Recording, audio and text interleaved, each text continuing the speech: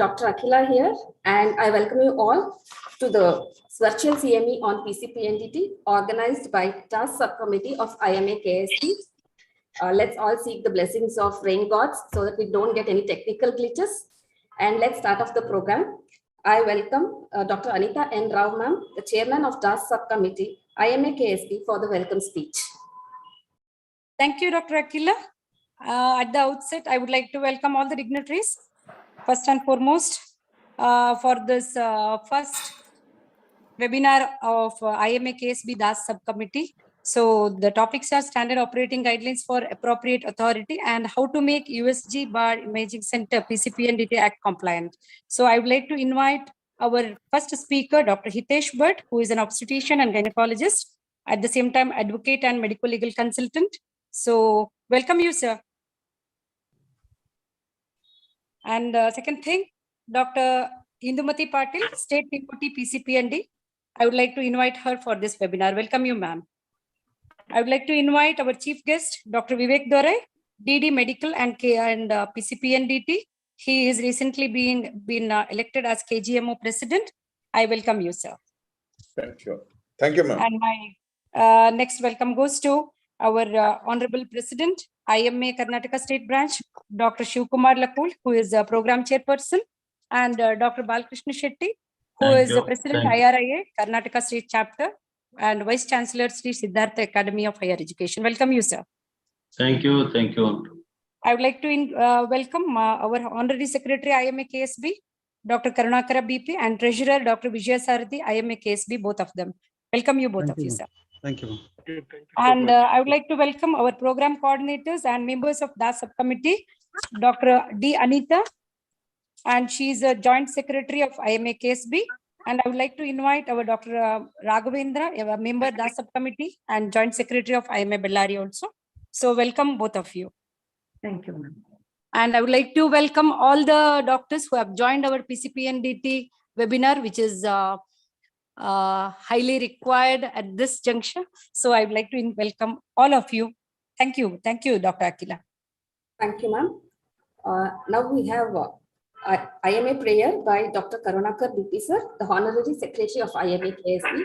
Sir, please, over to you. Thank you. Thank you so much. Good evening, everybody.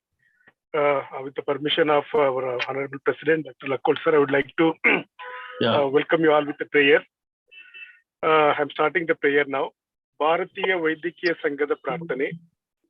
ಎಲ್ಲರೂ ಸಂತೋಷವಾಗಿರಲಿ, ಎಲ್ಲರೂ ಆರೋಗ್ಯವಾಗಿರಲಿ, ಎಲ್ಲರೂ ನೋವಿನಿಂದ ಮುಕ್ತವಾಗಿರಲಿ, ಎಲ್ಲರೂ ದುಃಖದಿಂದ ಮುಕ್ತವಾಗಿರಲಿ, ಎಲ್ಲಾ ಆಸೆ ಆಮಿಷಗಳನ್ನು ಮೀರಿ ಗುಣಪಡಿಸುವವರು ನಾವಾಗಲಿ. ಜೈ Hind, IMA ಚಿರಾಯುವಾಗಲಿ.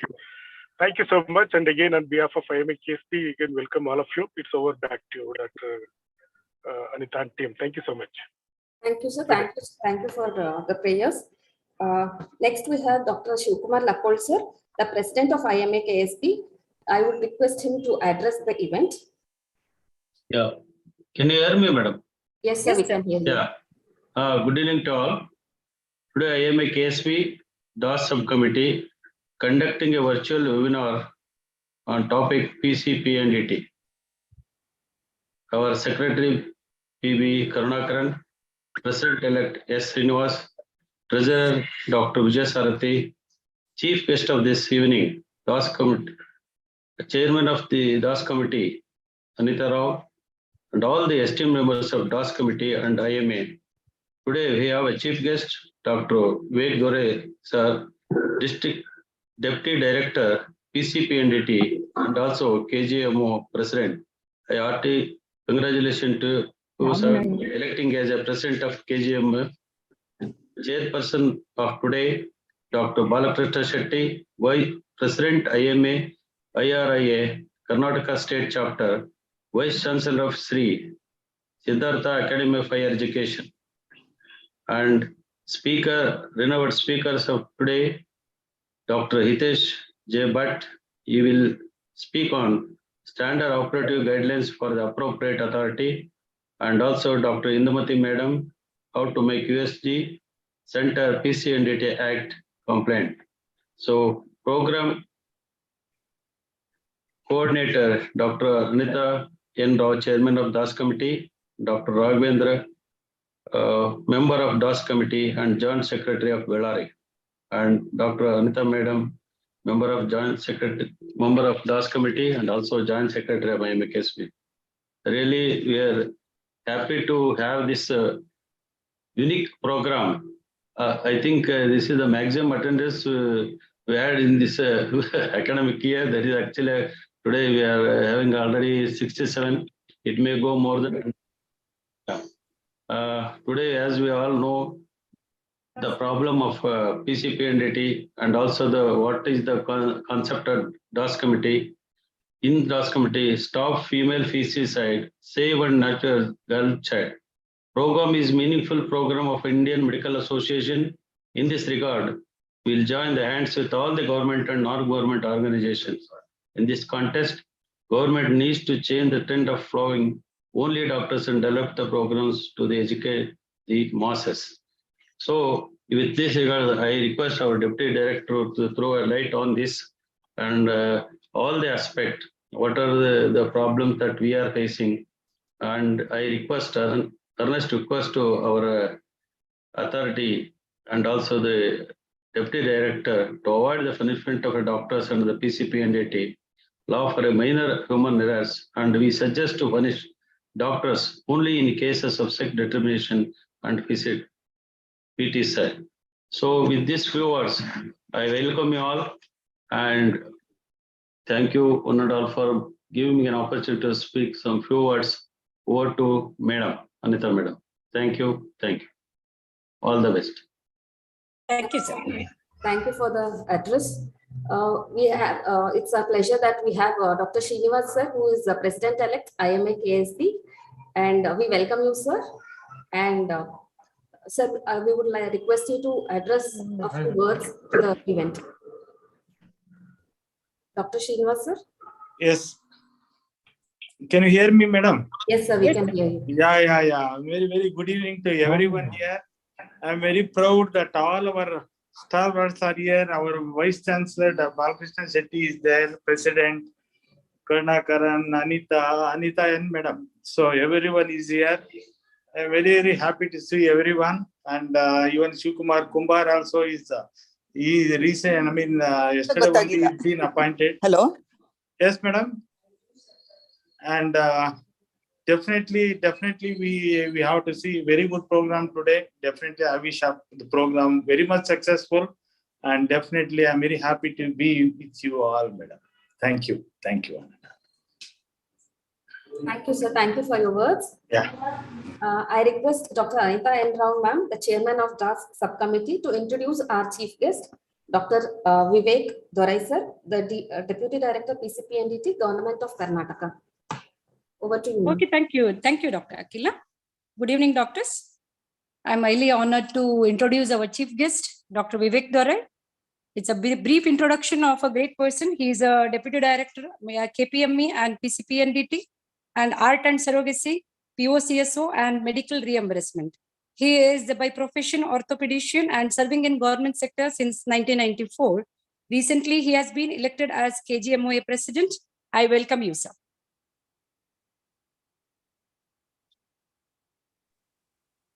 Thank you. Thank you, ma'am. Myself, I'm really honored to be here on this. Actually, now organize madbeku. ನೀವು organize ಮಾಡಿ PCPNDT chief guest. I am really glad to introduce myself. Introduce ಮಾಡಿ ಕೊಟ್ಟಿದ್ದೀರಾ. Dr. Vivek Dorai ಅಂತ. ನನ್ನ intentions ಒಂದೇ. Effective ಇಷ್ಟುವರೆಗೂ ನಮಗೆ 1994 ಇಂದನೂ PCPNDT ಅನ್ನೋದು ಇದೆ. But effective implementation of PCPNDT ಅನ್ನೋದು ಇಲ್ಲ. ಅದನ್ನ ಎಫೆಕ್ಟಿವ್ ಇಂಪ್ಲಿಮೆಂಟೇಷನ್ ಮಾಡೋಣ ಅನ್ನೋದು ಒಂದು ಉದ್ದೇಶ. ನಮ್ ಲಕ್ಕೂರ್ ಸರ್ ಹೇಳ್ತಾ ಇದ್ರು, ಚಿಕ್ಕ ಕಾರಣಗಳಿಗೆ ಏನು ಆಕ್ಷನ್ ತಗೋಬೇಡಿ ಅಂತ. We are not taking any action against any doctor with A small reason. We are not taking any action. Only ನಮ್ಮ ಇದನ್ನ ಇಂಟೆನ್ಷನ್ಸ್ ಇರೋದು, ಈಗ ನಿಮಗೆ ಗೊತ್ತೇ ಇದೆ, ಸೆಕ್ಸ್ ರೇಷಿಯೋ ಅನ್ನೋದು ತುಂಬಾ ಕಡಿಮೆ ಆಗ್ತಾ ಇದೆ. ಎಲ್ಲಾ ಇದು ಸ್ಟಡೀಸ್ ಅಲ್ಲೂ ಸೆಕ್ಸ್ ಸರ್ವೇಸ್ ಇದ್ರಲ್ಲೂ ಬರ್ತ್ ರೇಟ್ ಅಲ್ಲಿ ಫಿಮೇಲ್ ರೇಷಿಯೋಸ್ ತುಂಬಾ ಕಡಿಮೆ ಆಗ್ತಾ ಇದೆ. ಅಂಡ್ ST ಎಲ್ಲ ಕಡೆ ಆಗ್ತಾ ಇದೆ ಅಂತ ಹೇಳ್ಬಿಟ್ಟು ನಮಗೂ ಗೊತ್ತಾಗ್ತಾ ಇದೆ. ಫಿಮೇಲ್ ಫಿಟಿಸೈಡ್ ಆಗ್ತಾ ಇದೆ ಅಂತಾನೂ ಗೊತ್ತಾಗ್ತಾ ಇದೆ. ಇದನ್ನ ನಾವಷ್ಟೇ ಯಾಕಂದ್ರೆ ಆಗೋದು ನಮ್ಮ ಹತ್ರ ನಮ್ಮ ಮುಖಾಂತರನೇ ಆಗ್ತಾ ಇರೋದ್ರಿಂದ ನಾವು ಅದನ್ನ ಕಡಿವಾಣ ಹಾಕ್ಲೇಬೇಕು. ಕಡಿವಾಣ ಹಾಕ್ಬೇಕು ಅಂದ್ರೆ ನಾವೆಲ್ಲರೂ ಸೇರಿ ಹಾಕಿದ್ರೆ it is an a very small programme we can implement very effectively ಅಂತ ಅನ್ಕೊಳ್ತೀನಿ. ಇಲ್ಲ ಅಂದ್ರೆ it looks like a very big programme without any implementation in the ground. What we want is effective implementation in the ground of PCPNDT. ಎಲ್ಲ ಇನ್ನು ನೋಡ್ತಾನೆ ಇದೀವಿ, ಎಷ್ಟು ಎಲ್ಲಿ ಹೋದ್ರು ಏನೂ ರೆಕಾರ್ಡ್ಸ್ ಇರಲ್ಲ, ಏನೇನೂ ರೆಕಾರ್ಡ್ ಮೇಂಟೈನ್ ಮಾಡಿರಲ್ಲ. ಮೇಂಟೈನ್ ಮಾಡದೇ ಇದ್ದಾಗ ಕಾಂಟ್ ಟೇಕ್ ಆಕ್ಷನ್ ಅನ್ನೋದು ತುಂಬಾ ಇರುತ್ತೆ. ಅದರಿಂದ ನಾವ್ ಯಾವ್ದೇ ಡಾಕ್ಟರ್ಗಳನ್ನ ಟಾರ್ಗೆಟ್ ಇಟ್ಕೊಂಡಂತೂ ಮಾಡಲ್ಲ. ರೇಡಿಯಾಲಜಿಸ್ಟ್, ಗೈನಕಾಲಜಿಸ್ಟ್, ಸೋನಾಲಜಿಸ್ಟ್ ಅಂತ ಹೇಳ್ಬಿಟ್ಟು ಇದಿರಲ್ಲ. ನಮ್ಮ ಇಂಟೆನ್ಷನ್ಸ್ ಇರೋದು ಕಾಂಪ್ಲಿಯನ್ಸ್ ಟು ದ ಆಕ್ಟ್ ಇದೆಯಾ, ಎಷ್ಟು ಡಿಟರ್ಮಿನೇಷನ್ ಆಗ್ತಾ ಇದೆಯಾ, ಅಲ್ಲಿ ಫಿಮೇಲ್ ಫಿಟಿಸೈಡ್ ಆಗ್ತಾ ಇದೆಯಾ ಅನ್ನೋದನ್ನ ನೋಡೋದಷ್ಟೇ. ಅದು ಆಗ್ತಾ ಇದ್ರೆ ಮಾತ್ರ ವಿ ಆರ್ 6500 ಸ್ಕ್ಯಾನಿಂಗ್ ಸೆಂಟರ್ಸ್ ಇದಾವೆ ನಮ್ಮ ಕರ್ನಾಟಕದಲ್ಲಿ ಆಕ್ಟಿವ್. ಅದರಲ್ಲಿ we are targeting only last 50 or 40, 50, 60 where there is ST ಆಗ್ತಾ ಇದೆ, ಎಲ್ಲಿ ಸೆಕ್ಸ್ ಡಿಟರ್ಮಿನೇಷನ್ ಆಗ್ತಾ ಇದೆ, ಎಲ್ಲಿ ಫಿಮೇಲ್ ಫಿಟಿಸೈಡ್ ಆಗ್ತಾ ಇದೆ ಅನ್ನೋದು ನಾವು we are not bothered about ethical centres. Ethical centres ಗಳ ಬಗ್ಗೆ ನಾವ್ ಯಾರು ಮೋಸ್ಟ್ಲಿ ಇಲ್ಲಿರುವಂತ ಯಾವ ಅಥಾರಿಟಿನೂ ಚೆಕ್ ಮಾಡಕ್ ಬರೋದೇ ಇಲ್ಲ. ನಮ್ಮ ಇದು ಇಂಟೆನ್ಷನ್ಸ್ ಇರೋದು last 50 centres or 500 centres where there is ST is ongoing programme ST ಮಾಡ್ಕೊಂಡಿದ್ದಾರೆ. FF ಯಾರೋ ಅವರೇ ಮಾಡ್ತಾ ಇದ್ರೆ ಅಥವಾ ಗೈನಕಾಲಜಿಸ್ಟ್ ಮುಖಾಂತರ ಮಾಡ್ತಾ ಇದಾರೆ, ಅವ್ರನ್ನಷ್ಟೇ ನಾವು ಟಾರ್ಗೆಟ್ ಮಾಡ್ತಾ ಇದೀವಿ. ನನ್ನನ್ನ ಈ ಇದಕ್ಕೆ ಪ್ರೋಗ್ರಾಮಿಗೆ ಕರೆದಿದ್ದಕ್ಕೆ ತುಂಬಾ ಸಂತೋಷ ಆಗ್ತದೆ. And I'll be honored to be here as a chief guest. Thank you, sir. Thank you. Thank you. Welcome, sir. Once again. Welcome you, sir. Thank you. Thank you, sir. Thank you so much. It was very reassuring to hear that. Thank you. Most welcome, madam. We are here to save every doctor here. We are only We are grateful for taking that. action Thank you. against the person who is doing ST. Thank you. Thank you, sir. Thank you. We are grateful for that. As we enter, the next is the scientific session, which is the limelight of our CME. I would like to invite our chairpersons for today, Dr. Shivkumar Lakkod sir and Dr. Balakrishna Shetty sir. Dr. Shivkumar Lakkod sir, both of them are Balakrishna Shetty sir and Shivkumar Lakkod sir. They don't need an introduction actually, but as a formality, I will introduce them. Dr. Shivkumar Lakkod sir did his MBBS from Government Medical College, Hubli, and got his fellowship FCGP in 2005. And he's been practicing as a family physician since 1977 at Rona. He's involved in various social activities, and he also has started a paramedical college and a PU college along with school, which has 950 students.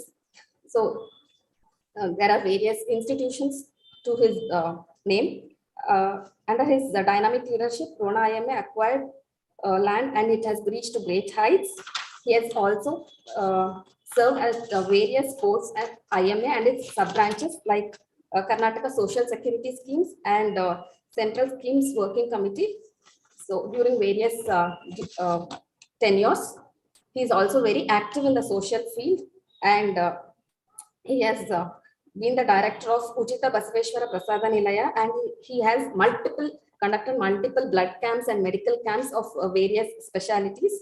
And it's my privilege to introduce her. Welcome, sir. Thank you. Thank you.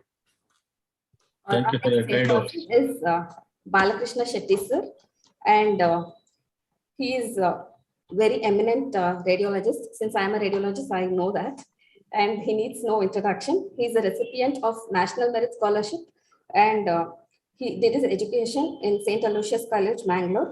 Did his MBBS from Kasturba Medical College, Mangalore, and his MD Radio Diagnosis from KMC Manipal. He also was awarded the diploma that is DNB in radiology in 1990. After that,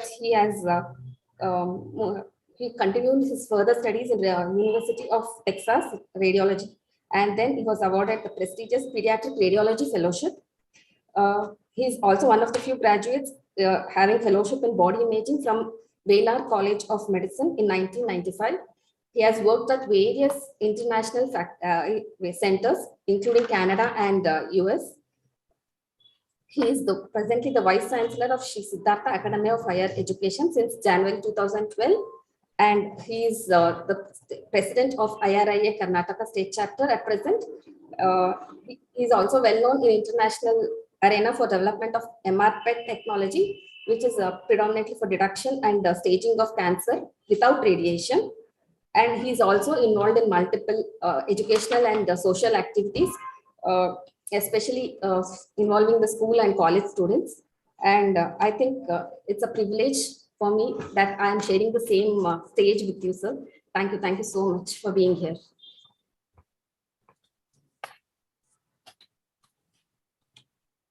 So I invite Dr. Anita D, Joint Secretary of IMA KSB branch, member of TAS subcommittee, to introduce our speakers. First would be Advocate Dr. Hitesh Bhatt, sir. Over to you, ma'am. Thank you, Akila. It's my honor and privilege to introduce today's first speaker, Advocate Dr. Hitesh Bhatt, sir. He's an advocate and medical legal consultant, at present practicing at Andheri, East Mumbai. And he's a medical legal consultant since last 22 years. And he's medical legal consultant at Wadia Maternity Hospital and Central Railway Hospital, Mumbai. Partner in legal firm B&S Medical Legal Consultancies, and he is a past chairperson of Ethics and Medical Legal Committee of FOXY since 2013 to 2016. His authored books are Consents in Obstetrics and Gynec and Law, Doctor Must Know. He is invited as national faculty at many national and state conferences, delivered more than 1,000 talks, and medical legal consultant to 150 hospitals all across India, and served as an office bearer for IMA, AMC, MOGS, and AFG. Life member of Film Writers Association, Mumbai. Over to you, sir. Thank you for kind introduction, madam. I hope I am audible, right? Yes, sir. Yes, sir. Yes, sir. Yes, sir. Yes, sir. Good. So, thank you, IMA, KSB, and all the dignitaries on the dais and all the viewers for inviting me here and allowing me to share my views with you all. Now, as you read in my biodata that I was also involved, I was secretary of IMA at Gujarat when I was practicing there years before, and that time the act was implemented after 1996. It was implemented in 2000. During that time, the registrations were given. And I sense that it is going to create a problem with the doctors because the sections are very stringent. But what happened that time, the IMA thought that it is a problem of gynecologists. And also the doctors from the south thought it is problem of doctors from the north because they have patriarchal society as compared to matriarchal in the south. But today, after 20 years down the line, I am so happy to see myself talking in South, in IMA for PCPNDT. And it is all because of your hard work, and I'm before you for this program. Now, I'm talking today something very different. That is, usually I talk about the PCPNDT for the doctors, how to make it our hospital safe, or what all provisions are there. So all these things are I usually teach to all the doctors there. But today I am talking about something which is for the appropriate authority. I have already given training to appropriate authorities in Gujarat before, and today again I have got opportunity to say a few words to appropriate authorities that how to implement this act effectively. So with your permission, I would like to share my presentation. And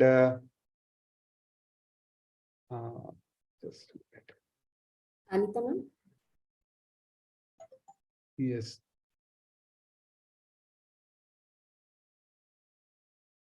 Okay. So is it? Yes, sir. We are able to see this. I'm making it full screen. Yes, sir. Okay. So is it visible now? Presentation. It's visible. It's visible. So this is the first slide. It's okay. Now, PCPNDT Act, whenever I talk about PCPNDT, I always start with a story. And that story goes like this, that there was a king and there was his kingdom. People were happy, people were enjoying, but the people had habit of very bad habit, and it was in their customs to throw the garbage on the road. There were piles and piles of garbage at each and every nooks and corner. And it was giving bad odor. It was impossible for others to come out of their houses because of this custom in the society. So what to do? So they went to the king and they asked the king that, sir, do something, because it is impossible for us to come out of our houses because there are piles and piles of garbage and it is not possible to move around in the city. The king was confused what to do overnight, because it was age-old custom, how to change it overnight. So as we have ministers today, there were ministers at that time as well. And one wise minister told the king that, sir, you have not understood their concern. Their concern is not at all the custom.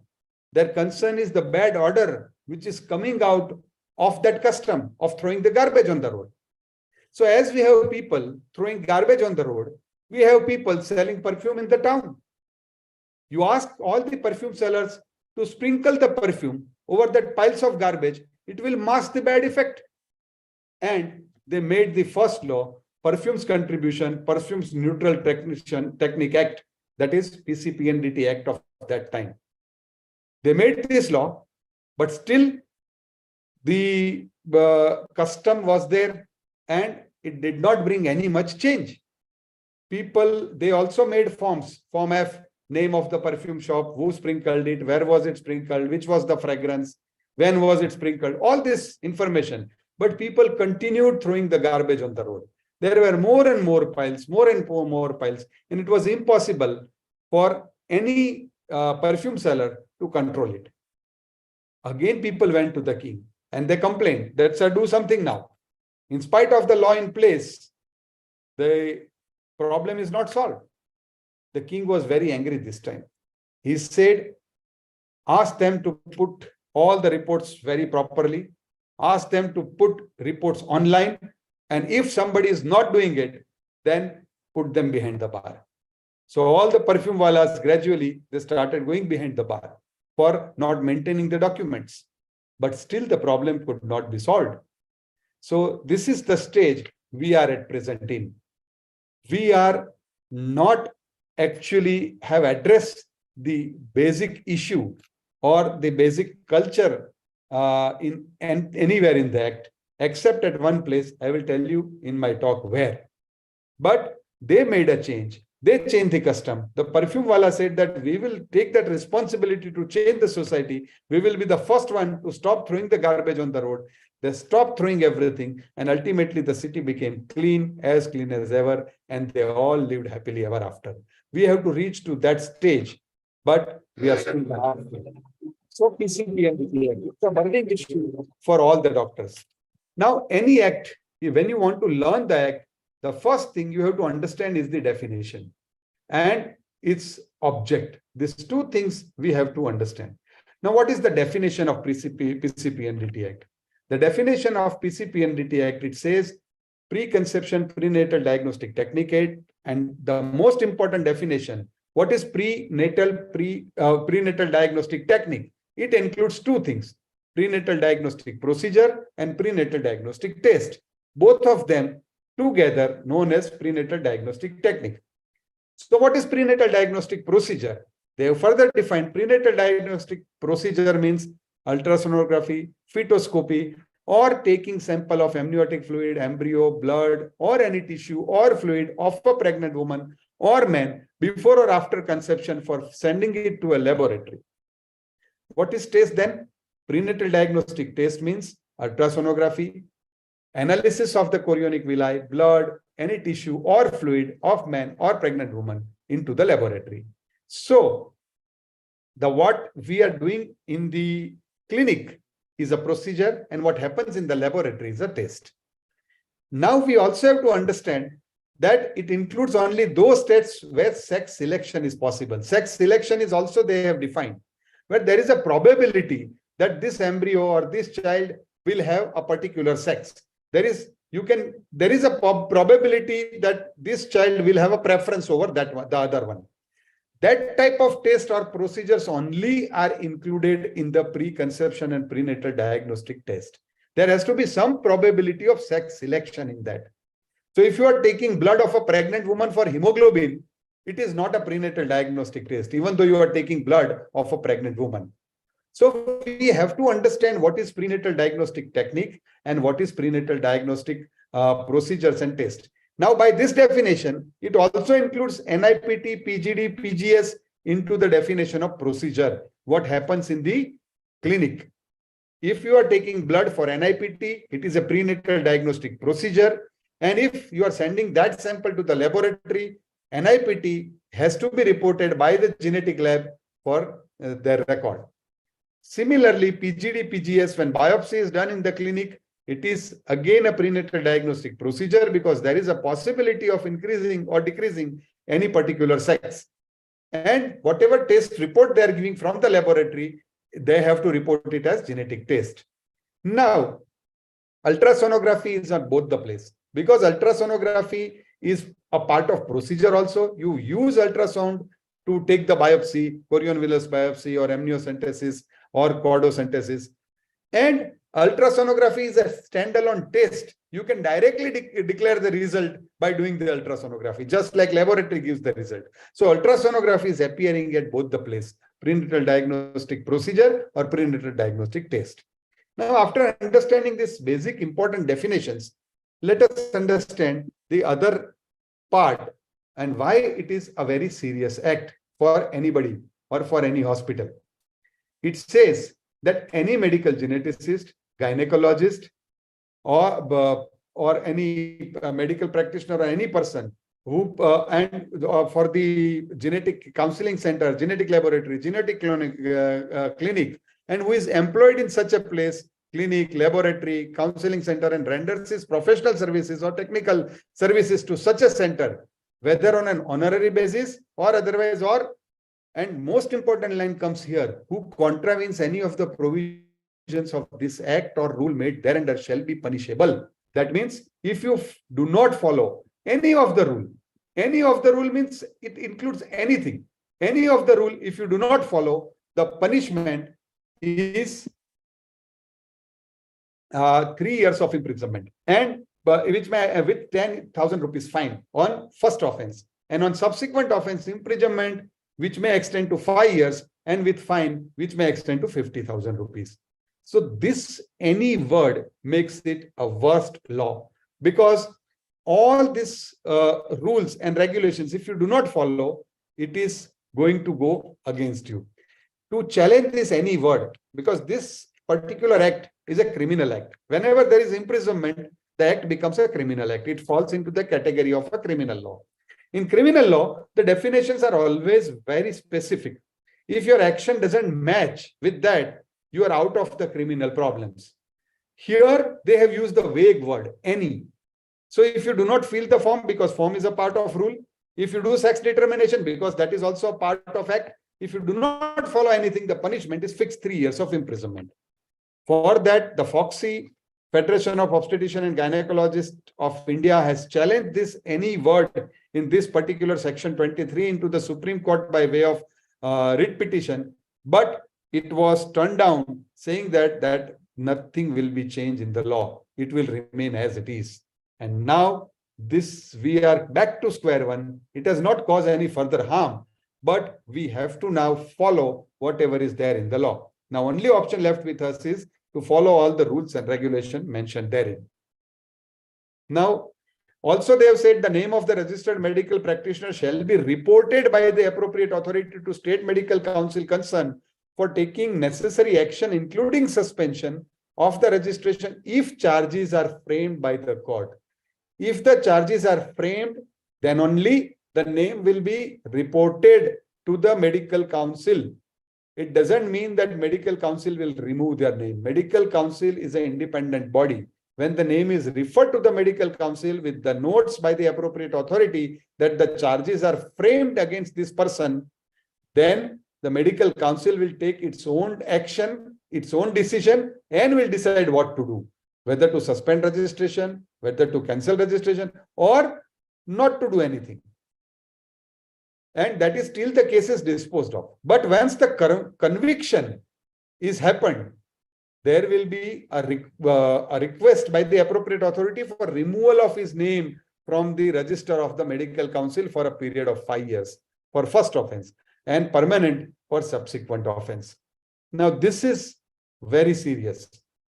Appropriate authorities are giving names of the doctors to the medical council just by filing a complaint.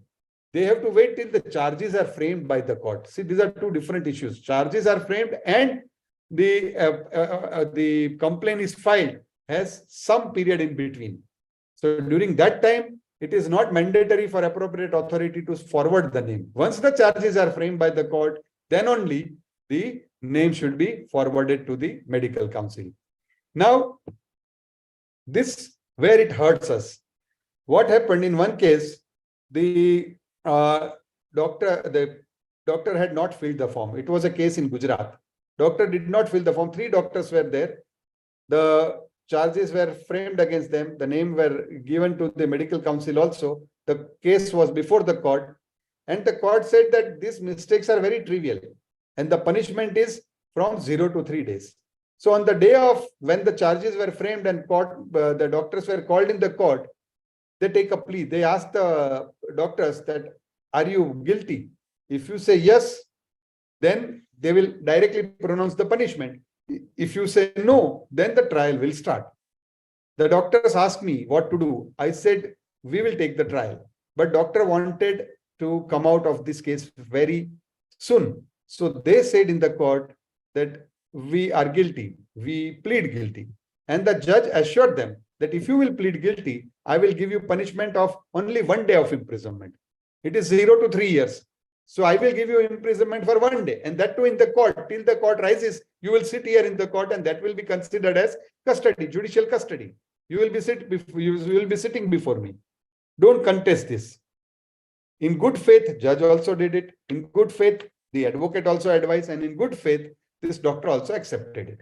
But once they accepted it, it is called conviction, whether it is 1 day punishment or 3 years punishment. And on conviction, their name should be removed from the council for 5 years. And then the medical council took action that it is conviction and we will remove your name for 5 years. Then the doctors came to me again. They said, now you do something because our names are removed. I said, now I cannot do anything, because once you accept something on and you sworn in, while you plead guilty before the magistrate, you cannot even appeal because it is your case. You only have pleaded guilty.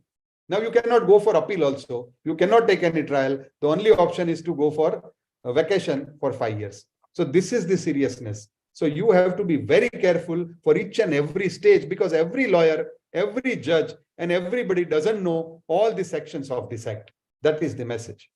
Now, what are the section 17 is dedicated to appropriate authorities, and there are various functions given to appropriate authority. What are those functions?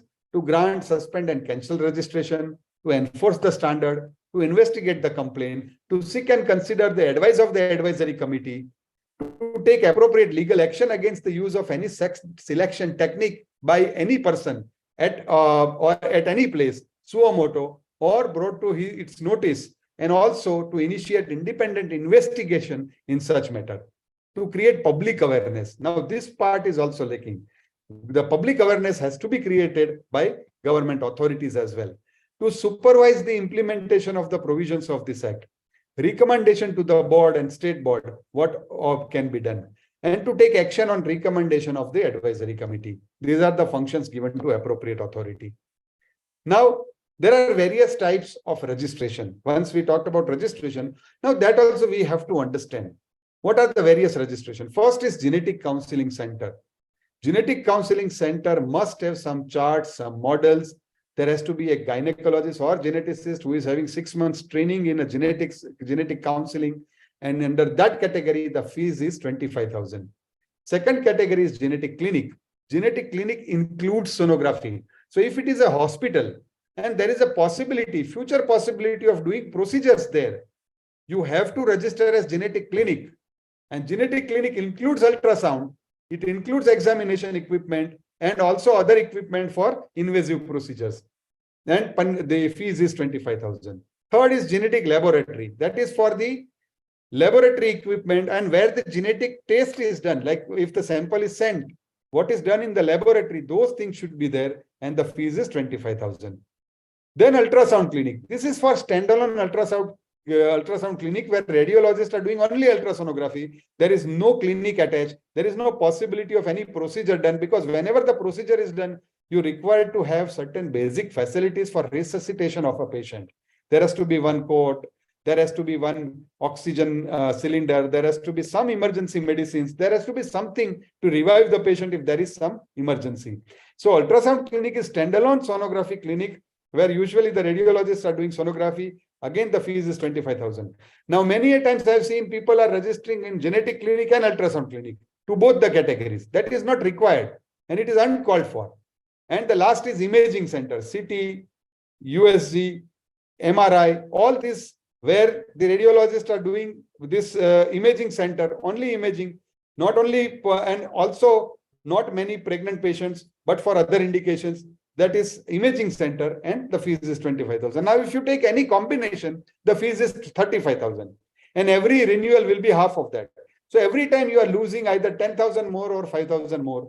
And that is why you have to register in one appropriate category. If you have two things, then you can register as two. But there is no point registering as genetic clinic and ultrasound clinic. So that is what we all should understand. Now, somebody asked this question, and there is a rule 3/3/3. Each medical practitioner qualified under the Act to conduct ultrasonography in a genetic clinic, ultrasound clinic, imaging center shall be permitted to be registered with a maximum of 2 such clinics within a district. So that was the restriction put under rule 3/3/3. Now, what happened later on? There was a case filed in the High Court at Chhattisgarh, then at Delhi, then at Maharashtra, then at other, I think Kerala, at 4-5 places, this case was filed in the High Court because it is a restriction. You cannot restrict the practice. The right to profession is a fundamental right, and you cannot restrict it to 2 centers only. Person can work at as many centers as he wants. So at all 5 places, they won the case. So when this case is, and Union of India was also a party in this case at each place. So what happened? One secretary of health, Anuradha Vemuri, at that time, she took out one circular on 16th October 2012, telling that to all the appropriate authorities that you be slow on this particular section, because court is in which way is giving or is allowing doctors to practice at more than 2 places. So you be slow on this, and if you feel that doctor is genuine, you can allow them to practice at more than 3 places or more than 2 places in one district. Now, rule 13. It says that every genetic counseling center, genetic laboratory, or genetic clinic shall intimate every change of employee, place, address, and equipment installed to appropriate authority at least 30 days in advance of the expected date of such change, and seek reissuance of the certificate of registration from the appropriate authority with the changes duly incorporated. So appropriate authority has to make the appropriate changes within those 30 days, and they have to give them the certificate back with the changes incorporated. Now, again, there was a case in this. If at one place, one radiologist had some fight with the owner, when the owner is usually non-medical person, we don't have to find the reason to fight. There are so many reasons we will get. He fought with because of some policy matter, and he left the place immediately. And that person had to got another radiologist immediately. Now, how can you inform appropriate authority 30 days in advance in such a case? You don't know that person is going to change or person is going to fight with me after 30 days. So in such case, they went to court, and the court said that in such case, you have to inform within 7 days. But if something is already known, it is foreseen, it is expected, like you are changing the place, or you are changing the address, or you are changing the equipment. If you are doing so, in that case, you have to inform 30 days in advance, because that doesn't happen suddenly. So in that case, we have to apply 30 days in advance.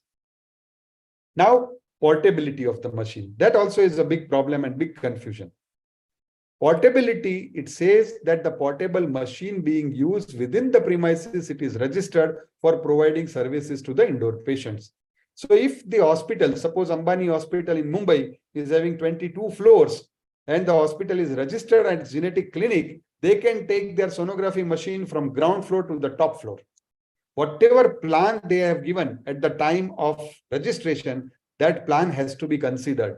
So appropriate authority have to ask for the plan of the place, and that plan is the genetic clinic, and within that for boundaries they can move their machine.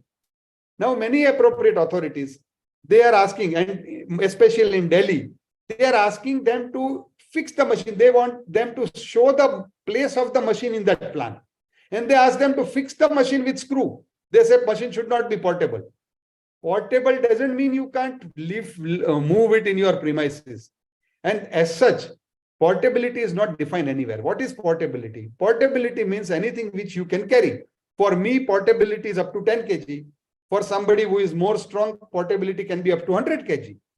So portability is not the literal meaning here. Portability means within the premises, you can move your machine. And now every machine is portable because there is a trolley attached to it.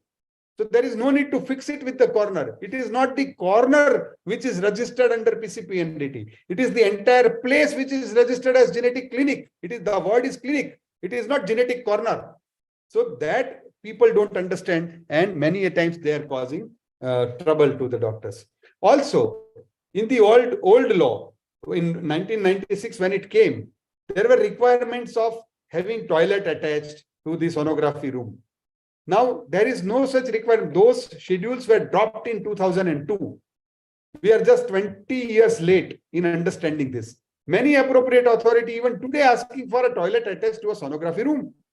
It is not required. Patient can use outside toilet also.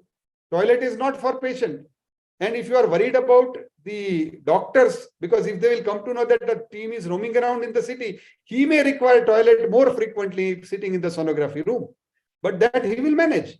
So there is no need for sonography room attached with a toilet. So that is also not the requirement. So there are certain things which are not there in the law, but it will be construed by various authorities at their own whims and wisdom. I don't know. Now, they also have to check when they go, and it is duty of every center to maintain a PNDT register.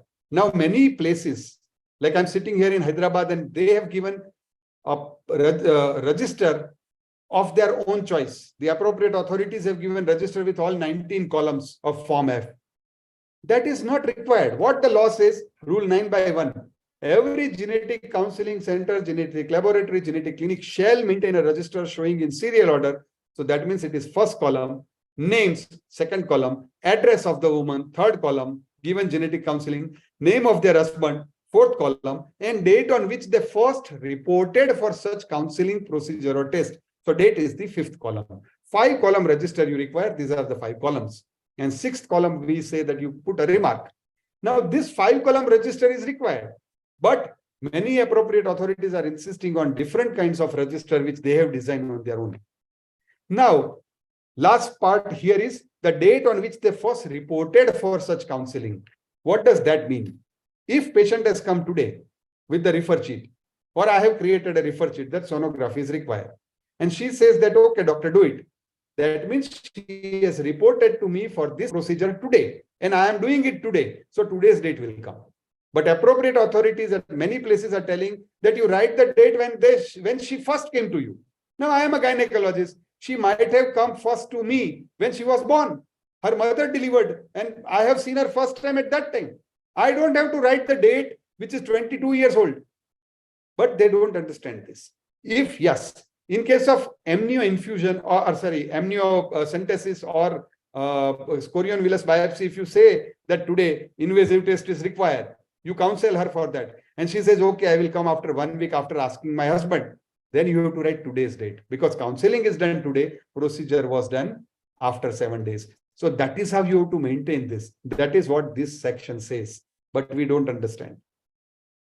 Then Rule 9/6. It says that all case-related records, forms of consent, laboratory result, microscopic pictures, sonographic plates, or slides.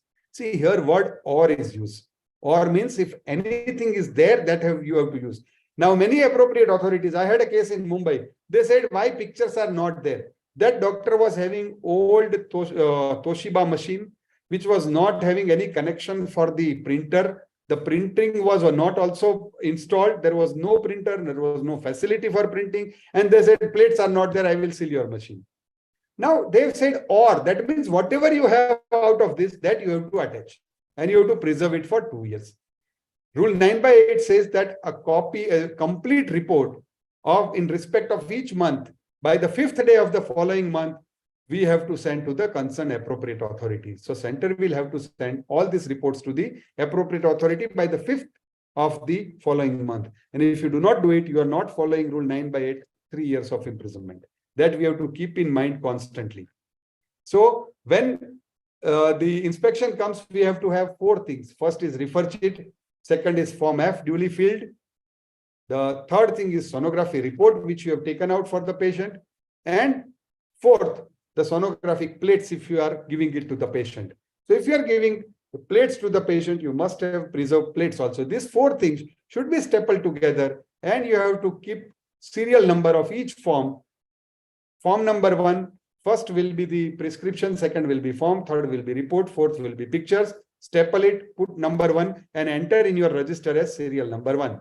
And that entries in the register should match with the entries of total forms. Now, online reporting. Online reporting is not mentioned anywhere in the law, but they insisted to report online, and doctors also accepted it. So we have to do online reporting, and you have to upload Form F. The original arrangement was that you have to fill Form F in hard copy. You have to give Xerox to them or carbon copy to them, to appropriate authorities, and appropriate authorities will upload all the data. But because the staff is less, they have come out with this idea that directly the doctor will upload the form, and doctors have started uploading the form. So that is how the reports are maintained. Now, the only hurdle here is Rule 10(1)(a). It says that every patient before undergoing sonography has to sign a declaration that she doesn't want to know the sex of the child. Now, how to fulfill that? Because the form contains declaration, and unless you fill the form online, it will not be printed. You have to fill all the columns. And column number 14 says that it is, column number 14 is for the report. Now, unless you have what do you call the form filled or sonography done, you cannot put the report. And unless you have that declaration, you can't do sonography.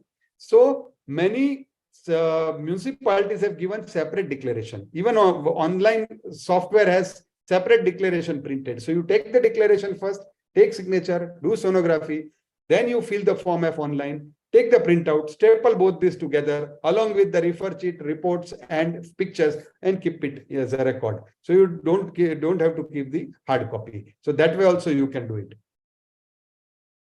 Then do put up public notice. This is also very important. And keep a copy of PCPNDT Act at your place, because Rule 17 says that every genetic counseling center, genetic laboratory, genetic clinic shall prominently display on its premises a notice in English and in local language for the public to effect the disclosure of the sex of the fetus is prohibited. And at least one copy of each act and this rule shall be available on the premises. This is very important. They have not mentioned about any language for this act. Many appropriate authorities are asking for the act book in Marathi or act book in Tamil or act book in Telugu. It is not required because it is not mentioned in the law here in 17/2. Now, Rule 18, that is the code of conduct for the people working in the ART clinic or genetic clinic or genetic counseling center or genetic laboratory. Now, what happens in that? The Rule 18/8 is very important. It says that person has to display his or her name and designation prominently on the dress worn by him, like this. There has to be a nameplate with the name and designation. here also many appropriate authorities, and especially in Rajasthan, the state appropriate authority, he insisted, he sealed 150 machines in one day. And he said that in one of the contention in the notice was apron not worn. I was there on a panel discussion with him in the next month. So on the same stage we were sitting, and I said, sir, you have served a notice with one remark that apron is not worn. Now apron word is not there in entire PCPNDT Act. He says, I will show you. And he showed me this display his or her name and designation prominently on the dress worn by him. He said, see, the dress word is used, and doctor usually wear apron. So I logically concluded that it should be apron. I said, sir, I will give you better logic. They have said, person has to display his or her name prominently on the dress worn by him. That means he should be wearing some dress. Dress can be anything. Dress can be shirt, dress can be t-shirt, dress can be banyan, dress can be your blazer, dress can be anything. As long as he is wearing something and as long as he is not naked, you have to accept it. Then he understood the concern. He said, okay, at least nameplate should be there. I said, that is the concern, and you insist on that. Don't insist on something which is not there in the law. Now, about cancellation. This is about, now these provisions are for appropriate authorities especially. The appropriate authority may, section 20 says that may suo motu or on a complaint, issue a notice to genetic counseling center, genetic laboratory, or genetic clinic to show cause why his registration should not be suspended or cancelled for reasons mentioned in the notice. That is first thing. Under 20/1, he can just serve the notice. Then, after giving a reasonable opportunity of being heard, that means after the reply of the notice, the person should be called and he should be given opportunity of being heard. To the genetic counseling center, genetic laboratory, the appropriate authority is satisfied that there is a breach. In spite of this explanation, he feels that there is a breach of this act and rules. Then he may start a criminal action against that center and also suspend the registration for a period as it may think fit or cancel its registration as the case may be. This is very important. And majority of the case, this is not being done. Immediately, high-handedly, these centers are being sealed. I'm not talking about the Karnataka in particular. My opinion, I'm auditing almost 150 hospitals all across India, and I'm involved in more than 500 cases of machine sealing and notice served to the various places in India. The biggest problem is there are appropriate authorities who are not listening, they are just sealing, and they are not giving this opportunity. I will tell you what it leads to ultimately. And the 20/3 is, notwithstanding anything contained in section 1 and 2, appropriate authority is of the opinion that it is necessary or expedient to do so in public interest, then for the reasons recorded in writing may suspend the registration without issuing the notice.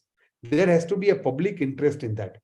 Now, if form is not filled properly, what public interest is there in that? They immediately seal the machine. That should not happen, because majority of the cases are lost by the government authorities because they have not followed this process. We are living in a free country. There is a Constitution of India, and each person is given opportunity of being heard. Even Kasab, who killed almost 2,000 people in front of 4,000 people in a single day with his machine gun at Mumbai, in daylight, as a terrorist he came. Still, it took 4 years to hang him. He was given enough opportunity to save and defend himself. So that opportunity must be given to each and every person who is accused of any of the offense. Now, cognizance of the offense. This is also very important. What is cognizance? Cognizance of the offense means to take note of. Who can take the note of? No court shall take cognizance of an offense under this act except the appropriate authority concerned or any officer authorized in this behalf by the government, central government or state government, as the case may be, or the appropriate authority himself. So the appropriate authority has to take the complaint to the court. He cannot give this duty to any other person. And many cases are lost only on this ground. When appropriate authority has asked some sanitary officer to file a complaint, or asked police to file a complaint, or asked some other medical officer to file a complaint who is not the appropriate authority, and many judgments have come against the complaint. And you will surprise that in some cases, the cases were genuine in the sense the doctors were doing sex determination, they were caught red-handed, but since the complaint was not properly filed by the appropriate authority, but it was filed by some other person, any procedure which is not done as per the legal standard, I told you the criminal law is very specific. You have to go by definition. You have to go word to word. If you do not follow that, the entire process is illegal or entire process is ineffective, and in effect, the case will be dropped against that doctor. So you have to properly file the complaint as per section 28. Now, what are the powers? The powers for search and seizure. They've said the appropriate authority has reason to believe that offense is done. They can go to any place at reasonable time with assistance, and what they can do, they can examine any record, register, document, book, pamphlet, advertisement, or any other material object found therein and seize and seal the same if appropriate authority has reason to believe that it may furnish evidence of the commission of an offense. Now, this is also very important. If you feel that it will furnish the evidence, then only it should be sealed. And once you seal it, what to do, that also I will tell. They have said the provisions of Code of Criminal Procedure, that is CRPC, related to search and seizure is applicable. So it is not PCPNDT Act only. You have to follow the CRPC in total. And what is mentioned in the CRPC? Once all these things are sealed, see the relevant provisions of criminal procedure and guidelines as per section 30 and rule 12 are to be followed. This is from the book for the appropriate authority. Guidelines for the appropriate authority, which was made available by the central government. This page is from that. They also say the same thing. CRPC has to be followed. And seizure memo contains a list of document and other material object found or seized.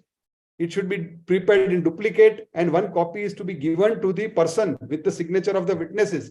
Now, if appropriate authority takes the machine or takes the books or takes anything, I have done it in one of the case where he acted high-handedly in Rajasthan, and he took all the books and everything to his office, and he was not giving it back. Doctor wanted it to write further things. So he told me what to do, and he was not filing the complaint, not giving the memo. Almost 15 days passed, and we filed a complaint of theft in the police. It is theft. If you take something without filing, without giving a list to the person, and without putting it before the court, without taking any further action, it is theft. And it is robbery rather. He came on a full day, daytime, and he took all these things, not at a gunpoint, but with some threat. So this is theft, and that should not happen. So we have to be very careful while we are the person who is implementing the law. We cannot break the law. Now, in this also it is mentioned every police officer, that is for police officer in CRPC. Here the investigating officer is appropriate authority. So it applies to him. Every appropriate authority shall forthwith report the seizure to the magistrate having jurisdiction, and where the property seized is such that it cannot be conveniently transported to the court. He have to give it to the police. Suppose give it to the court, the list which he has prepared. It becomes property of the court afterwards. He cannot keep it with him. So that is the thing which we have to understand. So this is how the process is. Now, appropriate authorities are having protection of action taken in good faith. What is that? No suit, prosecution, or other legal proceeding shall lie against the central or state government or appropriate authority or any officer authorized by central or state government or by authority for anything which is in good faith done or intended to be done in pursuance of the provisions of this act. If it is not done as per the provisions of this act, then he will lose this protection under this good faith under section 31. And if you see the definition of good faith, the old definition of 1853 was this: that good faith would mean anything done honestly, whether done negligently or not. That definition is changed in the Indian Penal Code. Indian Penal Code section 52 says good faith means nothing is said to be done or believed in good faith, which is done or believed without due care and attention. So if you do it negligently, if you don't take due care, if you don't give due attention, it is not a good faith. And if it is not done in good faith, then section 31, which gives you protection, will be lost.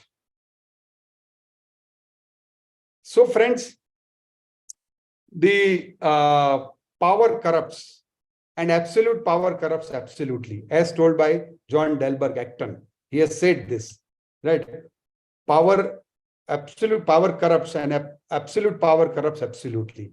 And we have to keep in mind that when we have more power, we have more responsibility, and we should not let our powers get corrupted. Now, what is mentioned in section 25? If you read this, whoever contravenes any of the provisions of this act or any rules made under, for which no penalty has elsewhere been provided, shall be punishable with imprisonment for a term which may extend to 3 months, or with the fine which may extend to 1,000 rupees or both. This is what is the impact of it. If appropriate authorities also do not follow any rule or any regulation, the punishment is 3 months of imprisonment for them as well. So this we have to keep in mind. No doctor is ready to take any action against the appropriate authority, and that is why most of the time the actions are not taken. Still, there are few instances, and I will show you those cases as well. Now, this is a case, there is a code of conduct for appropriate authority as well. They also have to follow the code of conduct, and this is rule 18A. If you do not follow any rule, the punishment is mentioned in section 25. And what is the, for doctors, it is section 23. If you do not follow any rule, maintain dignity and integrity at all the times. Even in Karnataka, at certain places, I had got a complaint when I was medical legal committee chair, that the appropriate authorities are not maintaining dignity. They are abusing the doctors as if they are slaves. This is not correct way. The first thing they have said in 18A on code of conduct is to maintain dignity and integrity at all the times. Second, to observe and implement the provisions of this act and rule in a balanced manner, to conduct their work in just manner, refrain from making any comment which demean the individual on basis of gender, race, religion, delegate his or her power by administrative order to authorized officer in his or her absence, and preserve the order of authorization as documentary proof. Many a times they are sending the officers, but there is no such letter given to them. Investigate all the complaint within 24 hours. As far as possible, not to involve the police, and dispose the application for renewal and new registration within a period of 70 days from the date of receipt of the application. That is also not followed in many cases. Ensure that no application of registration of renewal is accepted in case if the case is pending in any court. This they are following very strictly. Ensure that there should be no violation of provisions of medical termination of the Pregnancy Act. Now, this is very important. They are asking to see the MTP register. They have said in this 18A that the officer has to ensure that provisions of the MTP Act are not violated. By asking for register, you yourself are violating the provisions. The provision is to maintain secrecy. Appropriate authority of PCPNDT has no right to see the register, and they are infringing the and they are themselves violating by asking for the register of MTP. Conduct regular inspection of all the registered facility once in every 90 days. This is also very important. In the case of Prakash Patel versus Gujarat, where he asked for the bribe from Dr. Prakash Patel. The appropriate authority asked for the bribe. He filed a complaint in the Anti-Corruption Bureau, and the appropriate authority was caught red-handed. So the new authority who came, or the case was going on, this authority and that authority, the both came and sealed his place for mistakes in the case paper, in the forms, which were 2 years old. The court said in this case that the appropriate authority, the doctor is sending report every month. the appropriate authority has not taken any action on those forms which were submitted as Xerox in their own office for 1.5 years. And now they are complaining that this form is deficient, doctor sign is not there, patient sign is not there, and this is not something which appropriate authority should do. If they had problem, they should have done it that point in time. And once they are caught red-handed taking bribe, they cannot bring out this point against the doctor. The appropriate authority has to obtain prior sanction or approval of the government of India for any resolution concerning the implementation of the provisions of this act. Many authorities are making their own rules. As I told you, if there is one case where machine was sealed for not having lock and key. They said the doctor has not put sonography machine in lock and key, and that is why the machine was sealed in Punjab. Now there is no such rule to keep machine in lock and key. It is my concern. It is my machine. If it gets sealed, I have no problem. But still the machine was sealed. So if you want to make any such rule, then you have to take prior permission of the government of India to make any rule. The appropriate authorities are there to make doctors follow the rule. They have to implement the law. They don't have to make the law. That role we have given to parliamentarian. They are making the law. And if appropriate authority feels that this sanction or this particular thing should be there in the law, they have to take prior approval of the government of India. Then only they can implement. Now, we'll see this case of Harish Chandra versus state of Maharashtra. He was a general surgeon. That case also, the same thing. They said that he was out and they said the ultrasound machine is not under seal. Your machine is open. And he has sealed the machine and he was not doing anything. And he did not file complaint to the police, nothing. And the machine was sealed. And doctor was not even doing antenatal sonography. He was general surgeon. He was doing general surgery. He was using it for diagnosing the appendix and other conditions of general surgery. The court said in this case that appropriate authority has to pay him because they have done something wrong. And appropriate authority were fined for doing wrong in this particular case. So it is not that appropriate authority will not get any punishment. It may, but doctor has to take initiative. Here, doctor did not do anything. Court themselves did this. Court felt that there is a severe need to act against those who are working high-handedly, against the doctors who are genuine. At the same time, those who are not following the law, though in the sense they are doing sex determination, they have to be caught red-handed. They should not be spared. They should not be got any kind of leniency from the law. Even there was a news from Punjab a day after when Chandigarh announced award 1 lakh rupees prize. At that day, from the person from the Vigilance Bureau was taking bribe of 5,000 rupees. Right. So this should not happen. So friends, the main aim of the act is not to do sex determination. We all have to see to it that sex determination doesn't happen. Now, as I told you, it is an age-old custom. And as we have seen section 17, what it mentions, we have to write a board that sex determination is a crime and we do not do it here. I say that we have to put another board that asking for sex determination is also a crime and we will give your names to the appropriate authority if you will ask for it. Because Rule 23/3 of the PCPNDT Act says that those who seek sex determination, they are also punishable under the law.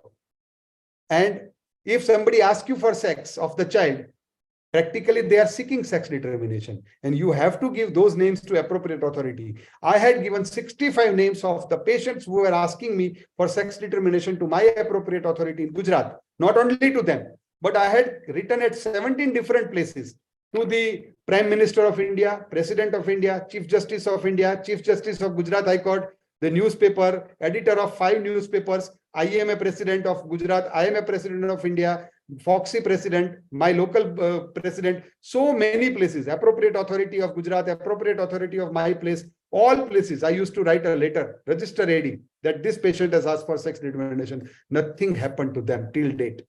That is the sad part of it. But at least put that board. People also should feel responsible that it is because of them the doctors are suffering. So it is said by G.K. Chesterton that we do not get good laws by we do not get good laws to restrain bad people. Those who are going to do bad, they will do bad. We do not get good laws to restrain bad people, but we do get good people to restrain bad laws. We are waiting for some such good people who will make changes in the law in such a way that it will have effective implementations. So friends, thank you very much for patient hearing. Thank you. And now I stop here and stop my presentation. Stop sharing. Okay. Thank you. Thank you, sir. Thank you so much. It was a wonderful presentation. And the analogy of the garbage and perfume was mind-blowing. It shows how creative and multifaceted personality you have.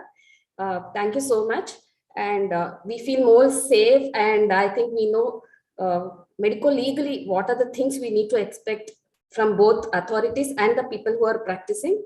And since we have heard so many variations of PCPNDT Act, hearing it from an authority like you has got a lot of clarity to us. We have multiple questions, sir. So would you like to take it now or should we?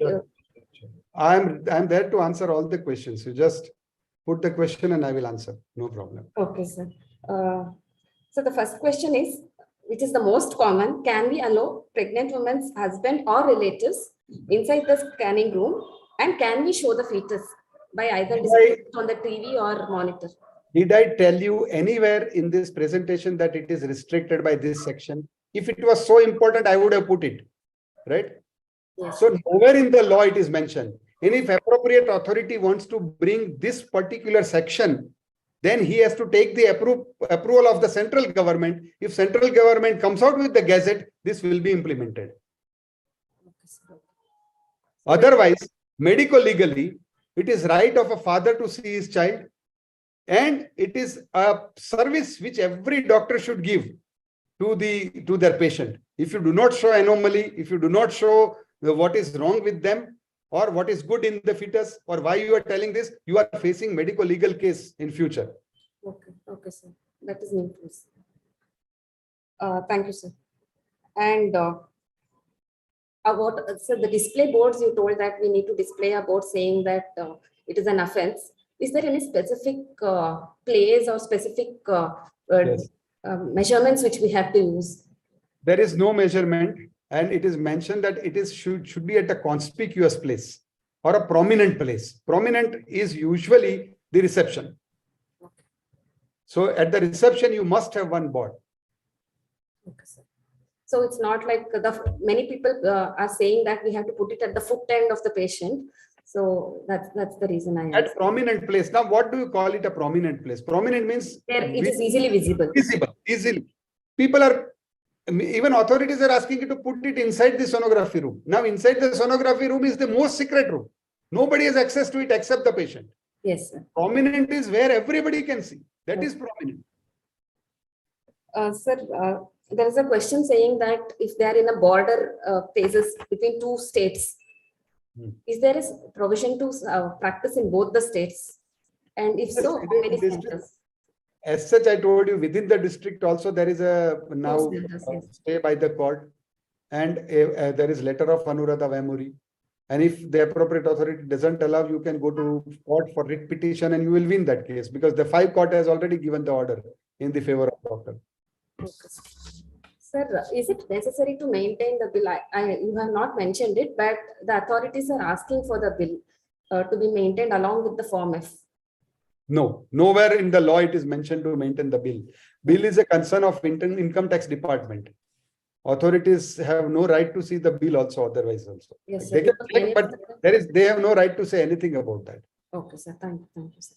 And the images which we preserve, sir, should be all the images or just the sample images can be preserved? Whatever you give to the patient should be preserved. Okay, so if we give 20 images, we need to preserve 20. You have to Xerox of those 20 with you. Okay, okay, sir. That is for 2 years, we need to maintain all those images. Okay, sir. And then there was a question that if a patient is referred for as early pregnancy scan and on scanning, there is no gestational sac and she's a non-pregnant patient, then we have already, since we have already done the Form F, should we leave it like that or it needs to be changed? There is, you have to fill and you have to write report as no pregnancy, no gestational sac. Yes, sir. Yes, sir. No problem. You have to maintain that form. Even in the case of follow-up case of MTP, you have to fill Form F. when Yes. she is not pregnant. Yes. We have Yes. to fill Form F. I think those are the questions, sir. One most important thing for any medical legal problem related to PCPNDT, always insist on a lawyer who is having medical legal knowledge of the medical laws. And also do not do anything without any medical legal advice. I will give you one incidence, just 2 minutes if you allow me. Please, sir, please. What happened at Gujarat some 15 years back, one doctor, the board was there. He took down the board for Diwali painting. He was doing Diwali painting during Diwali time in his hospital. So the appropriate authority came into his office and he said, the board is taken down. I will seal your machine. So he sealed his machine, saying that the board is taken down for Diwali work. Board is not there in the premises. So he called me. He said, what to do? I said, we will fight it. We will see it. Let us wait. He contacted another advocate who was a general advocate. He said, only board was not there. Why you are worried? Don't worry. It is just a simple thing. And he must be practicing in RTO. So he said, if number plate is not there in a car, they will charge you 1,000 rupees. What more? Don't worry. The appropriate authority told him that you pay me 25,000 bribe. You write an apology letter that henceforth I will keep the board and I will open your machine. The doctor took that advice and did it. I said no to this, but he did it. So doctor's machine was opened. He gave that letter. Things were fine. Now appropriate authorities also have to present everything before this advisory committee. So this case was discussed in the advisory committee that this thing has happened as per his activity. The advisory committee rightly said that you are not the judge. You have to bring the cases to us. You have to solve the show cause notice. We will decide. We will give them opportunity of being heard and we will decide what to do with him. You cannot open yourself the machine. Now, since you have opened, let it remain, but file a case before the magistrate. That board was not there. So he said to the doctor, what to do? My officers are telling this, I have to file a case. The case was filed. Now, when the case went to the board, the lawyer of that doctor, he hired some good lawyer and he said that this appropriate authority came at odd time. He was not having his ID card. He has not a letter from the government that he is the appropriate authority who should take cognizance. He came without any notice. There is no signature of two witnesses. He has not taken any picture to prove that board was down. So this case is useless and it should be dismissed. The judge said that even if the Panchnama which he made and notice he gave is wrong, I have a letter of apology from the doctor where he has mentioned that board was taken down and henceforth I will not do it. Based on that, I am giving him 1 year of imprisonment. He was served with 1 year of imprisonment. Right? Then he again called me. He said, sir, now you save me. I said, that is why I told you not to write anything. He said, but you did not tell me why. I said, for that I charge. Not to do, I give advice free of charge. But why not to do? It is a logic. I knew that there is a section 17(1). If you do not follow, punishment is 3 years. For that I charge. He said, okay, now you do something. We went to Sessions Court. In the Sessions Court, I argued. I said, sir, even if the Panchnama is correct, I don't say it is wrong. Even if it is correct, even though there is no witness, what is mentioned there? The board was taken down for Diwali work. In apology letter also it is mentioned board was taken down for Diwali work. In both the case, the board was there. It is not mentioned in the law that board should be hanged 3 feet above. Board should be there at the prominent place. It was there. How can you fine him? And the punishment was, then he was acquitted. So it requires a presence of mind. It also requires legal knowledge, and then only you can defend the case. So it is like best of the cardiac surgeon cannot suture 3rd-degree perineal tear during delivery, right? He may change the heart, but he cannot suture the 3rd-degree tear. Similarly, best of the advocates cannot fight medical legal cases because there are more than 10,000 laws. Person should be well acquainted with these laws. Then only it can be. Yes, sir. Yes, sir. Completely agree.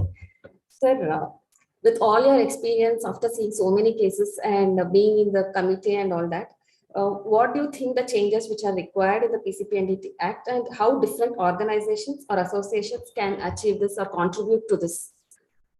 See, as I told you, what we have to do is, if you want to do any change in any law, you can do it by 3 ways. One, by representation in the parliament, which we failed miserably. There is no representation from our side. Second, by way of read petition in the court. That also we failed. The Foxy tried and the law said, the court said nothing doing. The third way is public agitation. You go on strike and they will compel to change the law as like the farmers' law. That also we failed because we are not united.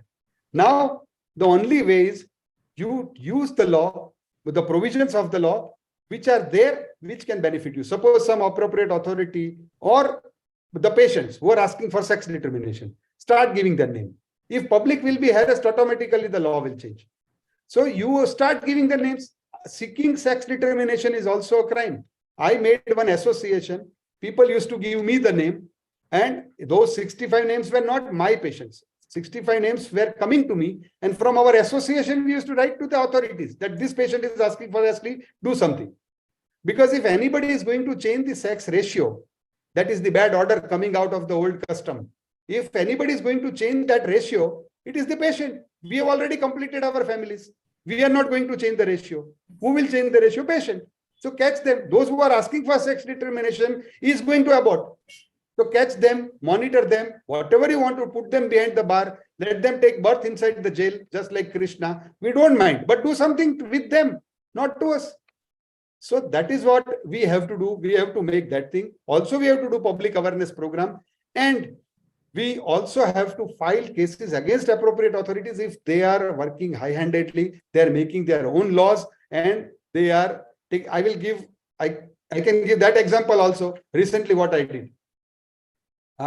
One appropriate authority in Maharashtra, the one doctor called me that I don't want to practice. So he said, okay, you give a letter to appropriate authority 2 days before your expiry date that I don't want to extend my license, and take it back and do something. So he wrote a letter, appropriate authority came, and appropriate authority sealed his machine voluntarily. He said voluntary sealing of the machine. He took the machine and he said, doctor, you sell it off within 1 month. Now, after 1 month, when this doctor did not find any of the buyer, the appropriate authority was forcing him. And he said, I will, you take back your machine, or you give me explanation why you did not apply for renewal, or I will file a case against you because machine is on your name and you have no license. That doctor called me what to do. I said, okay, you apply afresh and you take the machine back. He applied with 25,000 fees. Appropriate authority says, I will not renew. I will not give you this license because why you did not renew. At that time, he was not ready to practice. Now he is compelled to take it back. What to do? So this was going on. We filed appeal in the state commission. We said that, sir, the appropriate authority is refusing to give him license. He is MD Gynec. He has no case before him. He has done all this for all these years. He was registered. Why can't you give him a license? The appropriate authority was adamant. He said, machine was on your name and there is no license on your name. So I will take action against you. I said, sir, in that case, let me tell you the law. Law says machine should not be at a place which is not registered. It is not the name on the bill. You took the machine to your office. Do you have license of PCPNDT at your place? The appropriate authority said, I am giving licenses. How can I have? I said, the one who gives license doesn't require license. The one who gives driving license doesn't require driving license. The one who issues passport doesn't require passport. The one who gives visa doesn't require visa. I said, you also require it. Now I am filing a case against you for taking the machine, keeping the machine for 1 month in your office without a license. You explain now to the High Court. I went out of that and he came running behind me. He said, sir, do something. I'm sorry, this, that. I said, no, I'm going to file this case. You sort it out in 7 days. Within 7 days, he went to the advisory committee. He got the license renewed, not new license, renewed license he gave. And my doctor took the machine back. So you have to, sometimes you have to work this way because they are not ready to listen to the genuine explanations. Many cases, the court has said, if form is not filled, that gives an idea to appropriate authority that they have to start some action. They have to put a show cause notice. Then they have to call them and they have to check whether this lacuna is intentional to do some crime or this lacuna is just a clerical mistake. They have to use their brain. If they feel that they are doing sex determination, you go ahead and put them behind the bar. Hang them. Not only 3 years. Hang those doctors. I have no sympathy for them. But those who are doing genuine work, If you have reason not to believe that there is no crime, then you should not take stringent action against them. That is what is the message. And Supreme Court, many other high courts have given the same thing. I am having so many judgments which mentions the same thing. Appropriate authority has to start investigation based on this, not start taking action based on this. That is the biggest problem with the authorities. They don't understand this difference. Yes, sir. Thank you so much, sir. So PCPNDT is an instrument. It's in our hands, and we need to use it appropriately for our safety. Yes. And with the public interest as a whole, overall bigger cause. Thank you so much, sir. Thank you. It was wonderful having you here, sir. Thank you so much. Now it's time to invite our next speaker, Dr. Indumati Madam. So I request Dr. Adita D. Madam to kindly introduce our speaker, Indumati Madam. Thank you, Akila. It's my privilege to introduce the second speaker of today, Dr. Indumati Patil ma'am. She is in the health department since 23 years. She is a national level quality assessor of hospitals, national trainers of trainee on PCPNDT, and national trainers of trainee on temporary contraception. Madam has won Best Medical Officer Award, Best Program Officer Award, and she has won the Cox Award for the work on girl child, Sarvottam Seva Puraskar. She's got a Beti circle constructed at Bidar. Over to you, ma'am. Thank you, ma'am. Thank you. And wonderful being back again with everybody after a long time. Thank you for those nice words. I had forgotten that I have an introduction actually. And Dr. Saab, आधी जे तुमचं मी ऐकले आता मला वाटलेलं आहे तुम्ही घोटून पिऊन टाकलं ते पुस्तक. आता मला काहीच राहील नाही तुम्हाला इथं सांगायला. The previous speaker has been so wonderful and so exhaustively done that I have decided I will not be starting off with the PPT, and I can see that we are left with another half an hour here. But this is so very much like on the other side. I would like to put it across, like I can see the figures, you all must have seen that the figures will say our sex ratio has come down from 1034 in NFHS 4 to 931 in NFHS 5. And this I am talking only about Karnataka. Particularly Karnataka, it has come down. And as sir was initially mentioning, कि ये सारी बातें तो हमने सोचा था सिर्फ north वालों पे ही चलेगा जहाँ पे पेट्रियार्कियल सोसाइटी है. ये तो साउथ में तो होना है नहीं, ये तो मेट्रियार्कियल है. Now, somewhere our own black sheep, our own doctors have had the audacity, let us say, had the audacity to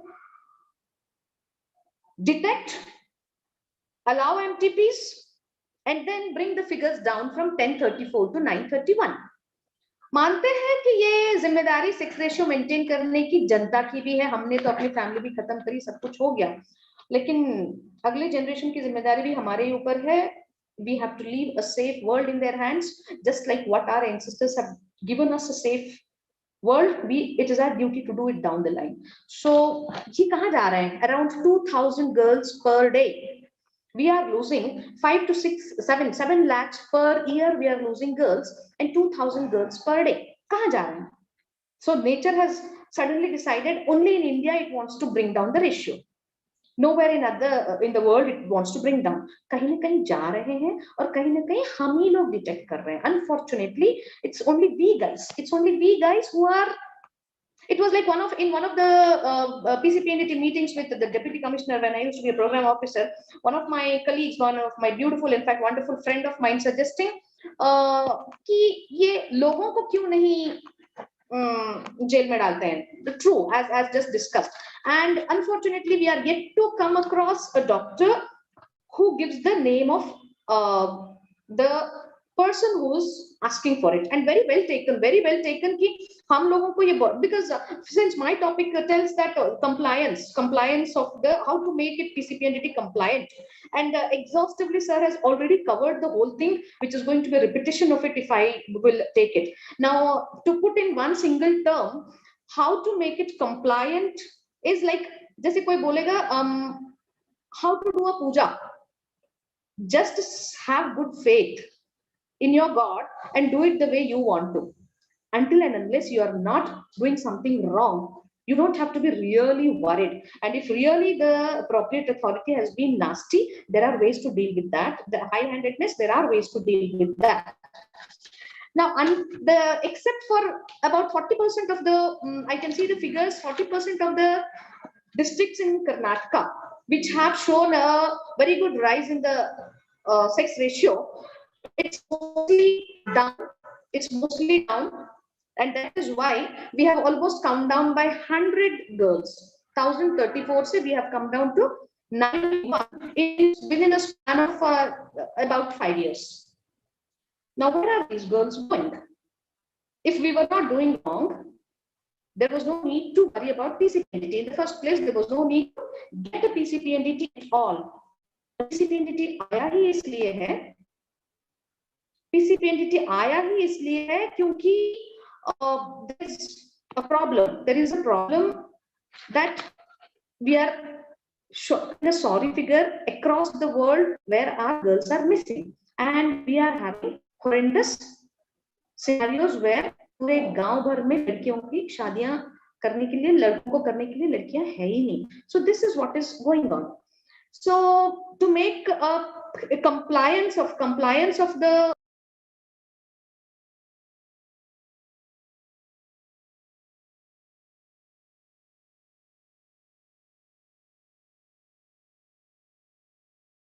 Hello. Mugita? No, no. No, madam sir. No, is sir. She's there, madam. Madam has lost her internet connection. Yeah. We'll just give her a few She's come. seconds. She's come back. Madam, just unmute. Okay.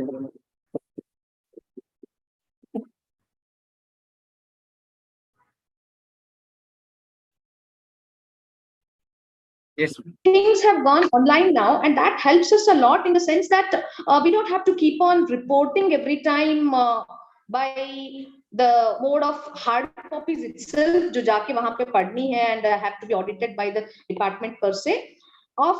We just have to do the reporting online. And conspicuous places, I will just take it bits and pieces because since it's been discussed quite in detail, let's take it in bits and pieces. Like if in one of the visits, just I found an anecdotes, if I want to put it, in one of the places, it was put near the toilet. Now, if I put a board near the toilet, what would I want to tell? I have a huge hospital and I want to put it near the toilet.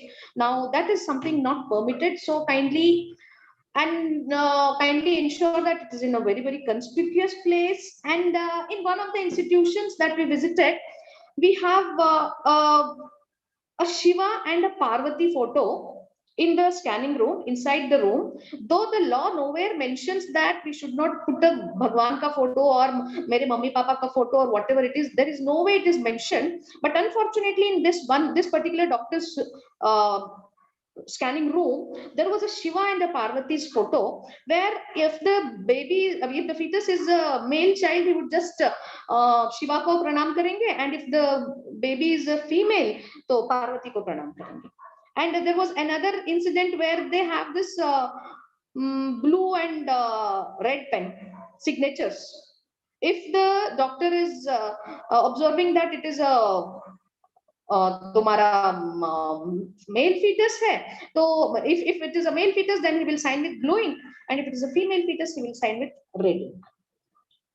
So these are the kind of things that we ourselves are doing. And along with all this, I would say, if we want to be safe, to be compliant to PCPNDT, then shall we start informing about these kind of doctors? Because we all know that our own people somewhere, they are doing it. Shall we start reporting it along with the patients?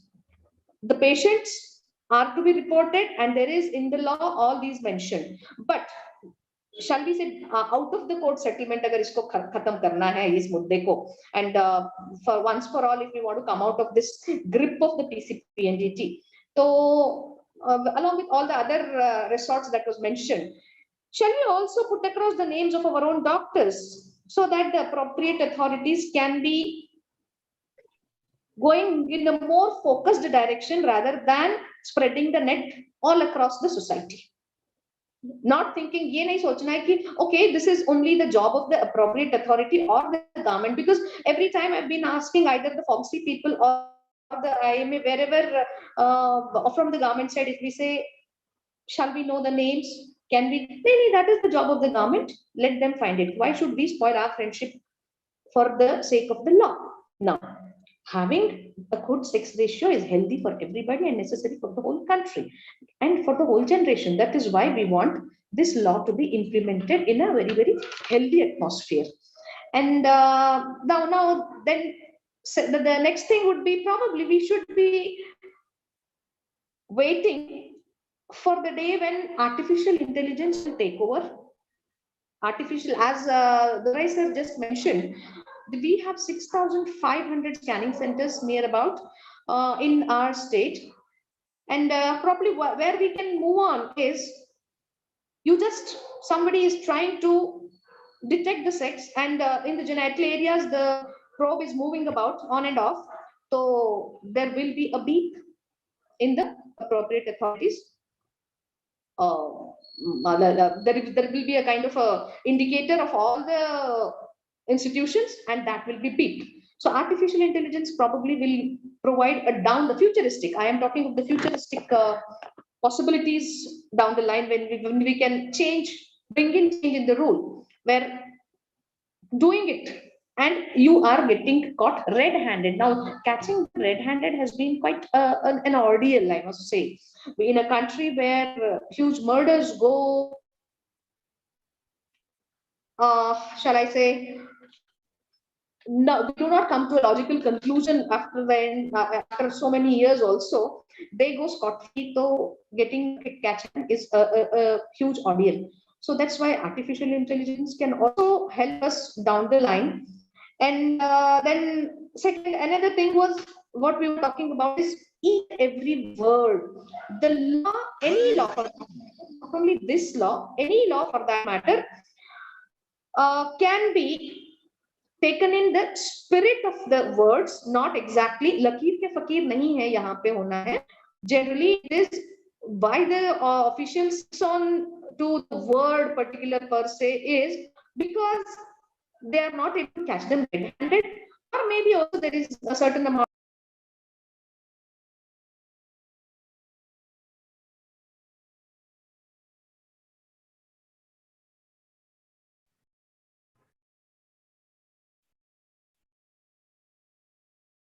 I think we have lost Madam again, and Yes, connection is lost.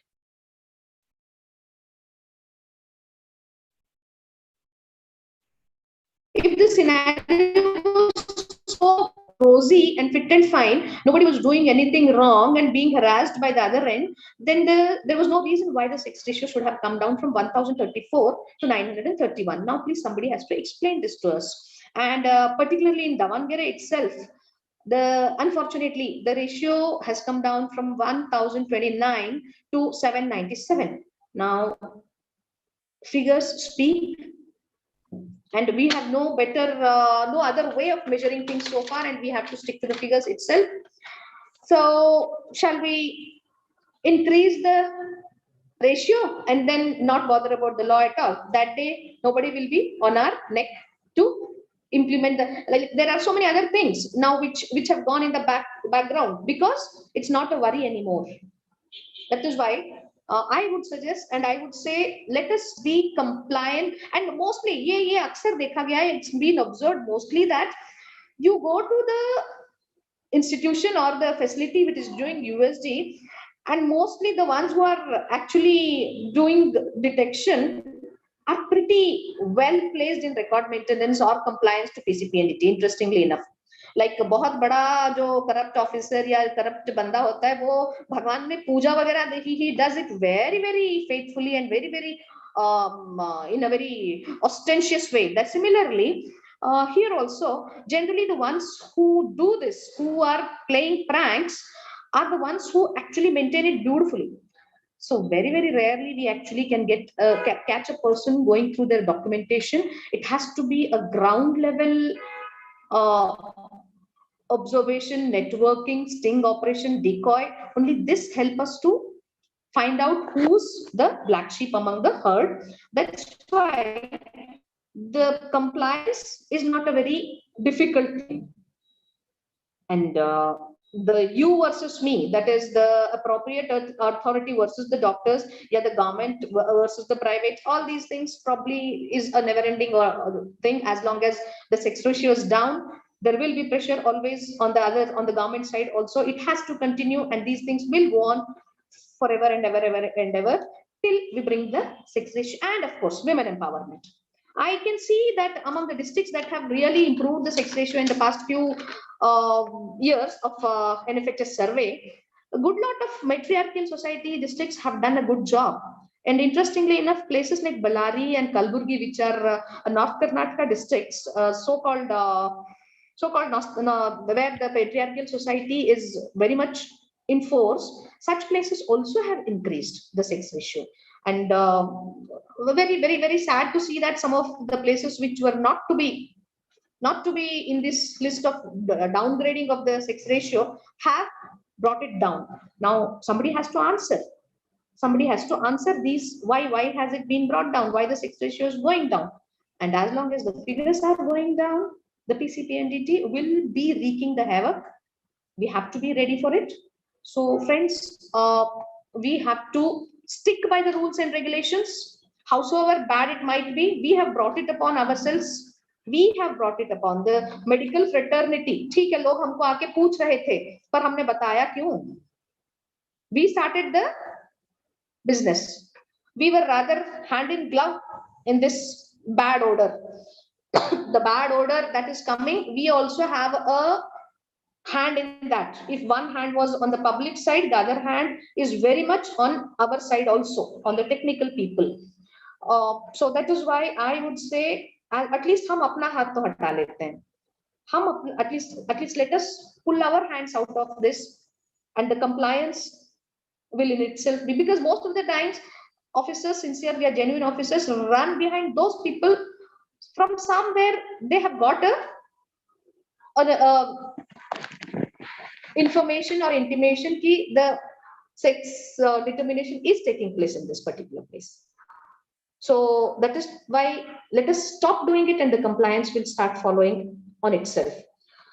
With this, since if we have any further questions, we can keep continuing with the discussion, or otherwise I would say the opinion from the participants should be taken up now. Thank you so much.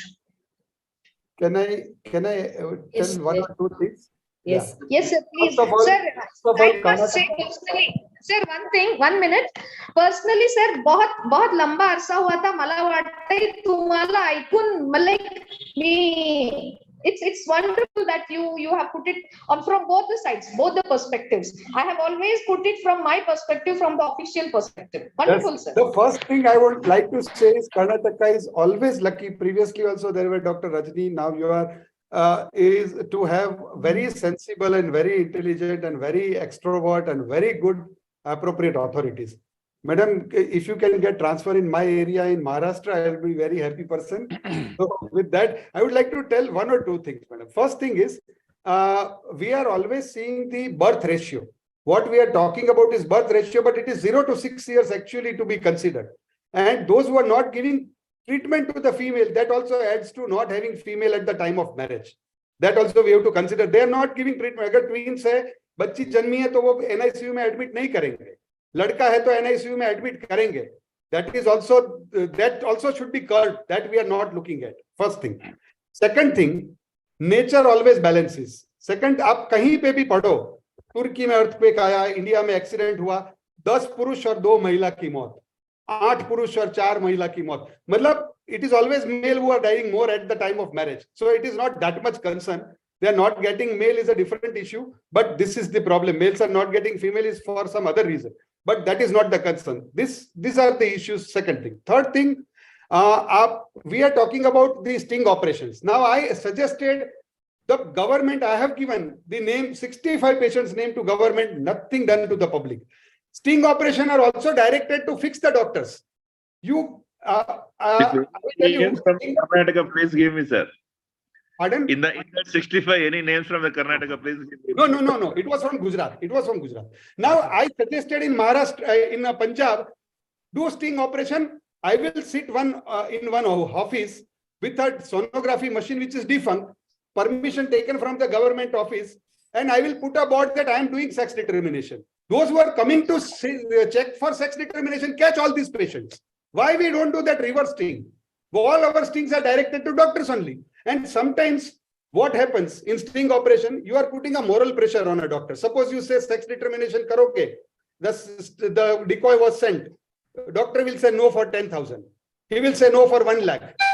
He may say yes for 10,000, 10 lakh, because every moral has a limit. आप उसके moral pressure डालते जाओगे 10 लाख बोलोगे तो कोई भी सोचेगा ठीक है चलो कर लेते हैं, and then you will catch him because you are putting, that is ethically also these sting operations are wrong. But here if you put a machine which is not even a sonography machine, it is a computer, and if I put a board that sex determination is done here with the government's permission, see how many patients are coming and catch them. These are the people who are seeking sex determination. There is no moral pressure also. They are coming on their own. Why can't we do that type of sting operation? Sir, आपने एक दो points जो raise करा था. Yes, we have been in the department for more than 20 years now, and we actually the 0 to 6 years एक अलग ही category है जहाँ पे हम लोग आंगनवाड़ी में भी we do this. We do actually go and find out what is the ratio at that age, and I'm absolutely in agreement with you कि people when they have a twins and there's a male and the female. In fact, we have kept done this for almost 5 years. This study. Generally, they wouldn't want the girl child to be put in, and they wouldn't want to spend money. This is also been observed. But what we are stuck at with the PCPNDT part of it is only why the lesser number of girls are born. How the society works, we all know. I mean, we are not going to bring a revolution overnight by all this.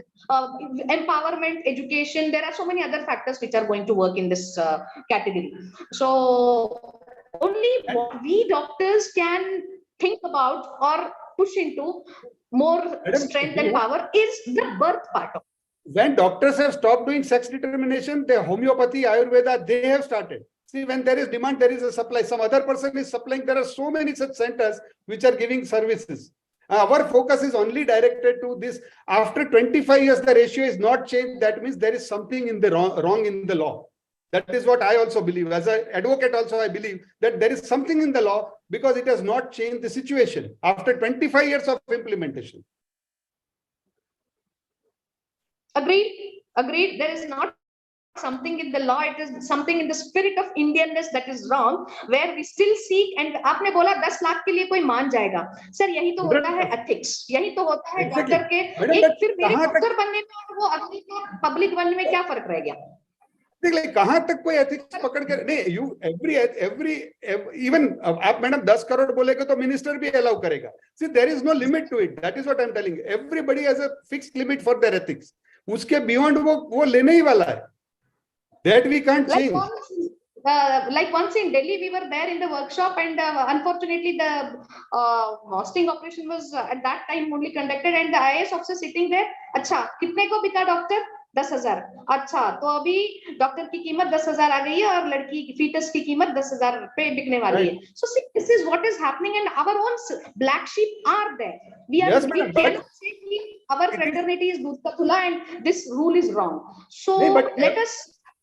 It is everywhere. Yes, see, even we are expecting, many officers have seen that you give the name of the doctors, those who are doing sex determination. Now you show me one profession or one professional who are giving names of their own professionals who are black sheep.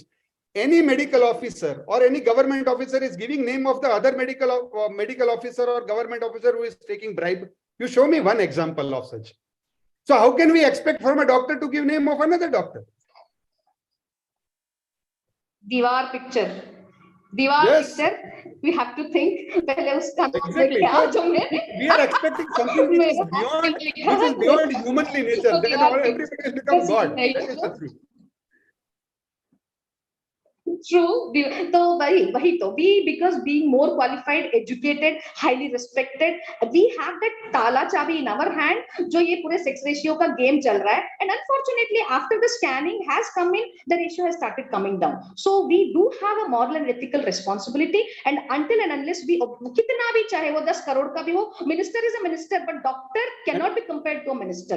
Doctor's profession is a noble profession. We cannot compare ourselves to ministers. Most of the doctors are ethical, and even for me as an advocate also, I am not taking cases where genuine sex determination is involved.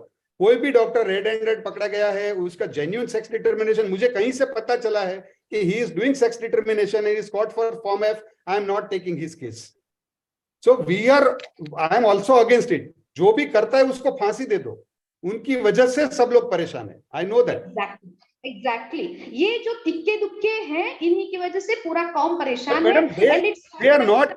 Let me tell you, they are not capable to change the sex ratio to this extent. There are certain other factors we have to look into that. That is what is my pleading. Sir, I would like to invite Dr. Vivek Doran. Would you like to comment on this as authority PCPNDT, Government of Karnataka, sir? Sorry, I rest my case now. Dr. Vivek, sir? Yeah, me too. And it's been a wonderful interaction having around here. Yeah, Indumati madam, please talk. Please go ahead. Indumati madam. ತಾವ್ ಹೇಳಿ. ನಾನು ಹೇಳೋದು, ನಮ್ಮ ಈ ratio ಕಡಿಮೆ ಆಗ್ತಾ ಇರ್ಲಿಲ್ಲ ಅಂದ್ರೆ ನಾವು ಈ ಹಂತಕ್ಕೆ ಒಂದು ಕಾನೂನು ತರೋ ಹಂತಕ್ಕೆ ಈ ರಾಜ್ಯದಲ್ಲಿ, ದೇಶದಲ್ಲಿ ಬೋಧನೆ. Maharashtra and Karnataka is very much, they are doing sex determination. We know that. And we are pioneers in that. And we have got so many alternative methods to diagnose sex, so many alternative methods to disclose sex. And as I told you in the beginning itself, we are targeting last 50, in the 6,500 scanning centers are there in Karnataka. We are targeting only last 500 or 600 scanning centers, the 10% of the scanning centers where ethics are not followed, where they are not compliant with our act, where there is a sex determination, where there is a female feticide. And what after hearing this lecturing session, I want to give some cases to sir, so we can win and we can know how to book a case with very strong background. So we should not fail our case. With that, I want to give more cases to sir, so we can book a case in a stronger way, so they should not come out of the act. ನಾವು ಒಂದ್ ತಪ್ಪು ಮಾಡ್ತೀವಿ, ಒಂದ್ ತಪ್ಪ ಎರಡು ತಪ್ಪು ಮಾಡಿದಾಗ ಮೂರನೇ ತಪ್ಪು ಕರೆಕ್ಟ್ ಆಗಿರುತ್ತೆ, ಮೂರನೇ ತಪ್ಪೇ ಮಾಡಲ್ಲ, ಸರಿ ಮಾಡಿರ್ತೀವಿ ಅಂತ ನಂಬಿಕೆಯಿಂದ ಎಲ್ಲವನ್ನು ನಾವು our this thing is, everybody is for the same cause here. The sex determination should not happen, female feticide should not happen, and sex ratio should improve. ಇದ್ರ ಈ ಏಮ್ ಇಟ್ಕೊಂಡು ಎಲ್ಲ ಕುತ್ಕೊಂಡಿದೀವಿ. ಎಲ್ರಿಗೂ good luck. I say once again to all radiologists and gynecologists here, we are not here for the confrontation with any person. We are here to improve the sex ratio, and we are not here to book a case for everybody. And when we see the grievous mistakes in the centers when we visit, then only we book a case. And I don't come inside any center without any prior intimation or information by the informers. Thank you. Thank you very much.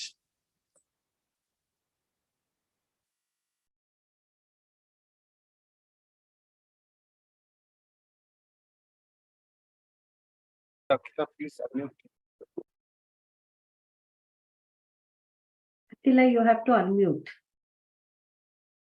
Thank you, Vivek sir, for your comments on this. And I would like to invite Dr. Balkrishna sir to summarize the sessions. Since we have heard both the perspectives, I think everything has two limbs, and let's see what he puts forth. Thank you very much, Khila. Thank you very much, organizers, for organizing this particular meeting. It is a great talk by Hitesh Bhatt, and thank you, sir, very much. And I would like to tell my a short experience, because I worked in US as a radiologist. When I do a radiologist and I identify a female child, the parents would be jumping with joy. The same time, I also worked in Saudi Arabia and Middle East. And no, if I say it is a female fetus, they'll be very happy, because I think there is a reverse dowry system or something like that. The female child will get the dowry. But if I see here, that is a problem. But I'll tell you, sometimes we come across some practical problem. Once I was doing an ultrasound. He was a Jawan. I think he was an army Jawan. He came to me for an ultrasound and he asked for the sex of his baby. I said, I will not do the sex. But then he said, sir, I already have got mera paas 7 children hai. All are girls. This is the eighth child I am having. And, you have to tell me what is the sex of the baby.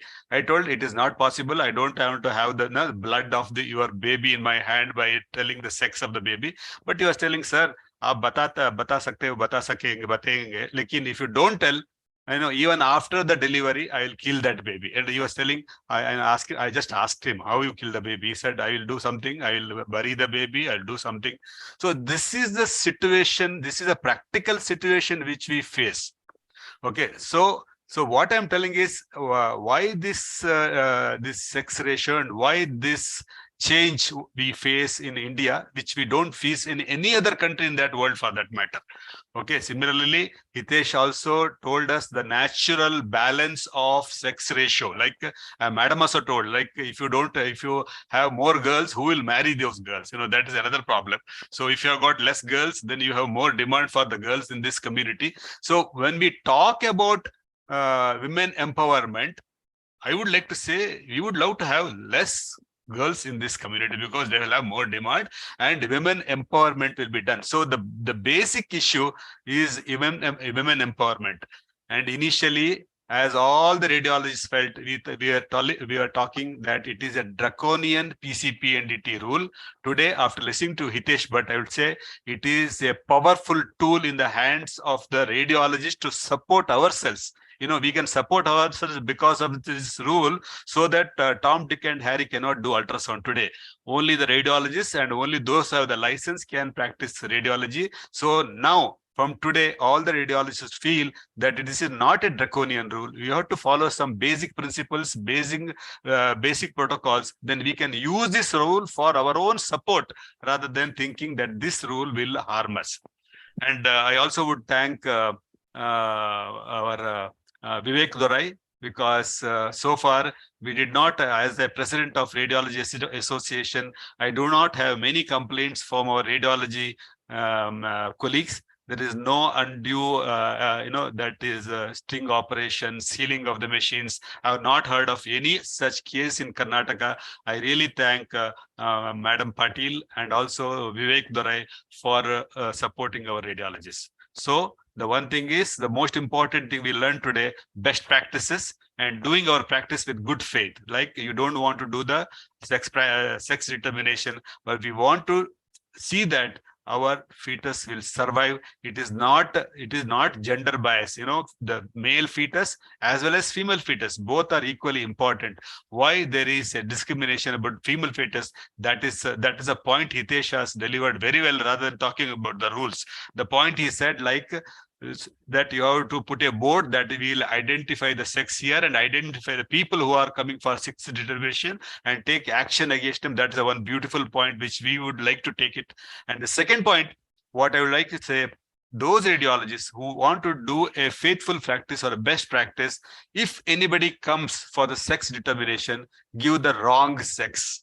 You tell everybody that is a male fetus, so that is one more thing, and so that they will not come to you again. And the third point, which I was thinking, I'll take Hitesh's opinion on this. And the third point we thought we'll implement in our state is, if you want to save the female fetus, just like if you want to save the tiger, you have to identify the tiger. Similarly, if you want to save the female fetus, you have to identify the female fetus. That is what we thought. So Hitesh is nodding his head. So I would like to take the opinion from Hitesh on this. The first thing is, telling wrong sex is also a crime. Telling sex is a crime per se.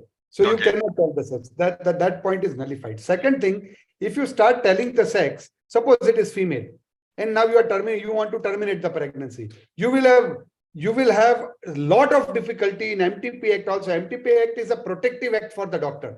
which gives every doctor a right to terminate the pregnancy. And if it is terminated according to the law, then the IPC cannot touch it. Now, if you add this sex information to the doctor, in that case, any female fetus terminated will be looked upon as if he has done crime. The way every sonography is looked upon as a crime by the doctor. So MTP is a good act. It is supporting doctors. It is helping doctors. Do not ruin that just for PCPNDT. Okay, that's good. It is not a good idea to declare the sex. Rather, start giving name of the doctors. The best idea is start giving name of the patient to the authorities. Okay. See what is happening to them. Yes. Also, I suggested one IMA also should take action in that. Make one center, you apply for with defunct machine or ultrasound machine for sex determination center. Declare it as a sex determination center. Only authorities know that this is a fake thing. It is a decoy thing. And see whosoever is coming, catch them. They are directly your clients. Those who are asking for sex determination. That's a good point, Hitesh. That's a good point, and both point. And identifying the sex, just like identifying the tiger. What is your opinion on that? Those are the seekers. Catch them. That's it. Very easy. Okay. Good. Thank you. Thank you very much, Hitesh. And with this, I give my final opinion as far as the President of Radiology is considered. Over to you, Akila. Thank you, sir. Thank you so much.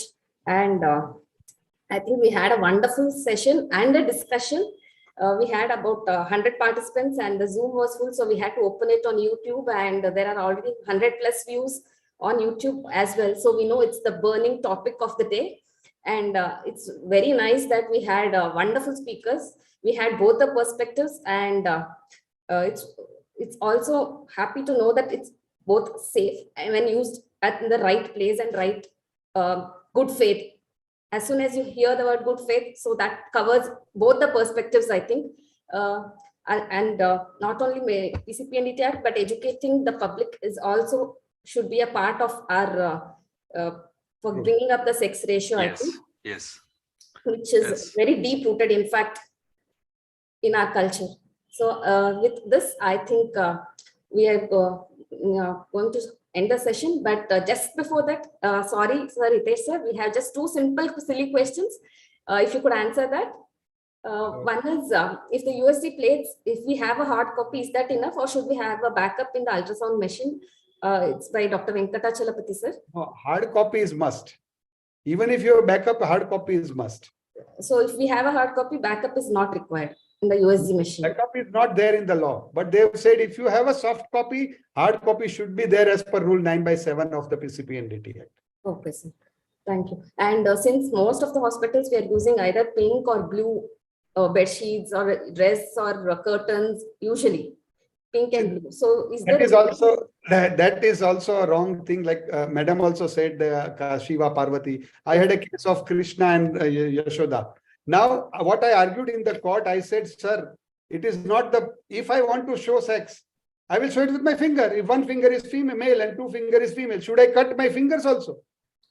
How many things you will ask me to remove from my room?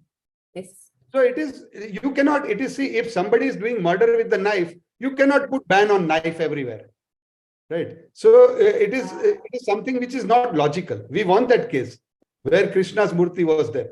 So there is no such restriction in the law. It is all there in mind. If something is used somewhere for something, like some car is used for a terrorist activity, you can't put ban on cars.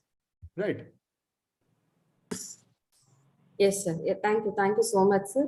And with this, I think we will conclude the session. I would thank all the dignitaries in the present here and also multiple delegates who have present here and made this a very grand successful CME. Thank you so much. Okay. Thank you all for today. Thank you. Thank you, everyone. Good night. Thank you, everyone. Thank you, sir. Thank you. Thank you. Thank you. Thank you, everybody. Thank you very much. Right, sir. Thank you so much.